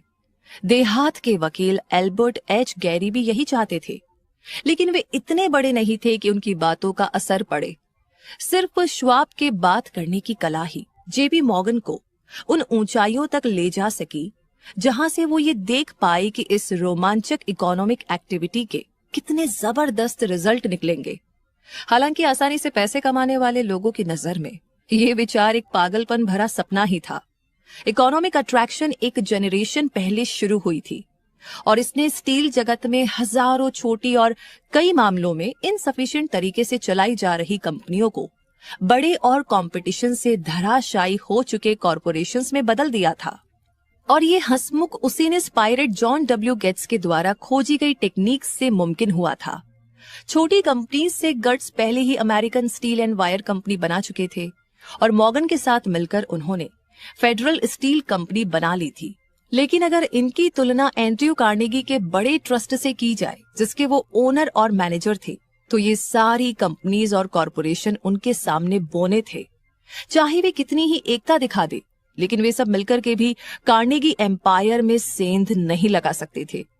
और मॉर्गन ये बात जानते थे, कार्नेगी भी ये बात जानते थे। इसकी बो कैसल की शानदार ऊंचाइयों से उन्होंने पहले तो दिलचस्पी से और बाद में चढ़कर देखा कि मॉर्गन की छोटी कंपनियां उनके बिजनेस में किस तरह घुस रही है। जब ये कोशिश बढ़ने लगी तो कार्नेगी आग बबूला हो गए और उन्होंने बदला लेना शुरू कर दिया। उन्होंने ये फैसला किया कि वे अपने कॉम्पिटिटर्स की हर मील का एक डुप्लीकेट बनाएंगे। अब तक उन्होंने वायर, पाइप, हुप या शीट में कोई रुचि नहीं दिखाई थी। इसके बजाय वो इतने में ही संतुष्ट थे और उन्हें अपने मनचाहे आकार में ढालने देते थे। लेकिन अब अपने चीफ और काबिल लेफ्टिनेंट श्वाब के सहयोग से वे अपने दुश्मनों को बर्बाद करने का प्लान बना रहे थे। चार्ल्स एम श्वाब की स्पीच में मॉर्गन को एक ही प्रॉब्लम का जवाब मिला। कार्नेगी के बिना बना कोई ट्रस्ट, जिसके पास सबसे बड़ी स्टील कंपनी थी, दरअसल ट्रस्ट कहा ही नहीं जा सकता। जैसा एक ऑथर ने कहा कि ये ऐसा नींबू का शरबत होगा जिसमें नींबू ही नहीं होगा। 12 दिसंबर 1990 की रात को श्वाब की स्पीच में ये साफ साफ हिंट था। हालांकि इस बात का कोई दावा या वादा नहीं किया गया था कि बड़े कार्नेगी एम्पायर मॉर्गन को टेंट में लाया जा सकता है। श्वाब ने स्टील की भविष्य के बारे में चर्चा की और एक ऐसा सिस्टम बनाने पर जोर दिया जिसमें कैपेबिलिटी हो, एक्सपर्टीज हो, फेल हो चुके मीलों पर ताला लगा दिया जाए और कामयाब सामान पर एफर्ट को कंसंट्रेट किया जाए। मिनरल्स के आवागमन में बचत हो, ओवरहेड और एडमिनिस्ट्रेटिव आइटम में बचत हो और फॉरेन मार्केट में सक्सेसफुल एंट्री हो। यही नहीं, उन्होंने इन लोगों को ये भी बताया कि उनकी ट्रेडिशनल पॉलिसी में गलतियां कहां हो रही है। उन्होंने ऐसा संकेत किया कि उनके बिजनेस का करंट गोल मोनोपोली बनाना, कीमत बढ़ाना और इस पूरे प्रोसेस में खुद को मीठे मीठे डिविडेंड देना था। श्वाब ने दिलचस्प अंदाज में इस सिस्टम की बुराई की। उन्होंने अपनी ऑडियंस को ये बताया कि इस तरह की पॉलिसी में लंबे समय के लिए विजन नहीं है, और इसका कारण ये है कि ये मार्केट को एक ऐसे युग में सीमित और छोटा कर रही थी जिसमें हर तरफ एक्सपेंशन का बोलबाला था। उन्होंने ये दावा किया कि स्टील की कीमत कम करने से मार्केट का एक्सपेंशन होगा, स्टील के ज्यादा इस्तेमाल खोजे जाएंगे और दुनिया के बिजनेस का एक बड़ा हिस्सा उनकी झोली में आ जाएगा। हालांकि श्वाब को ये बात पता नहीं थी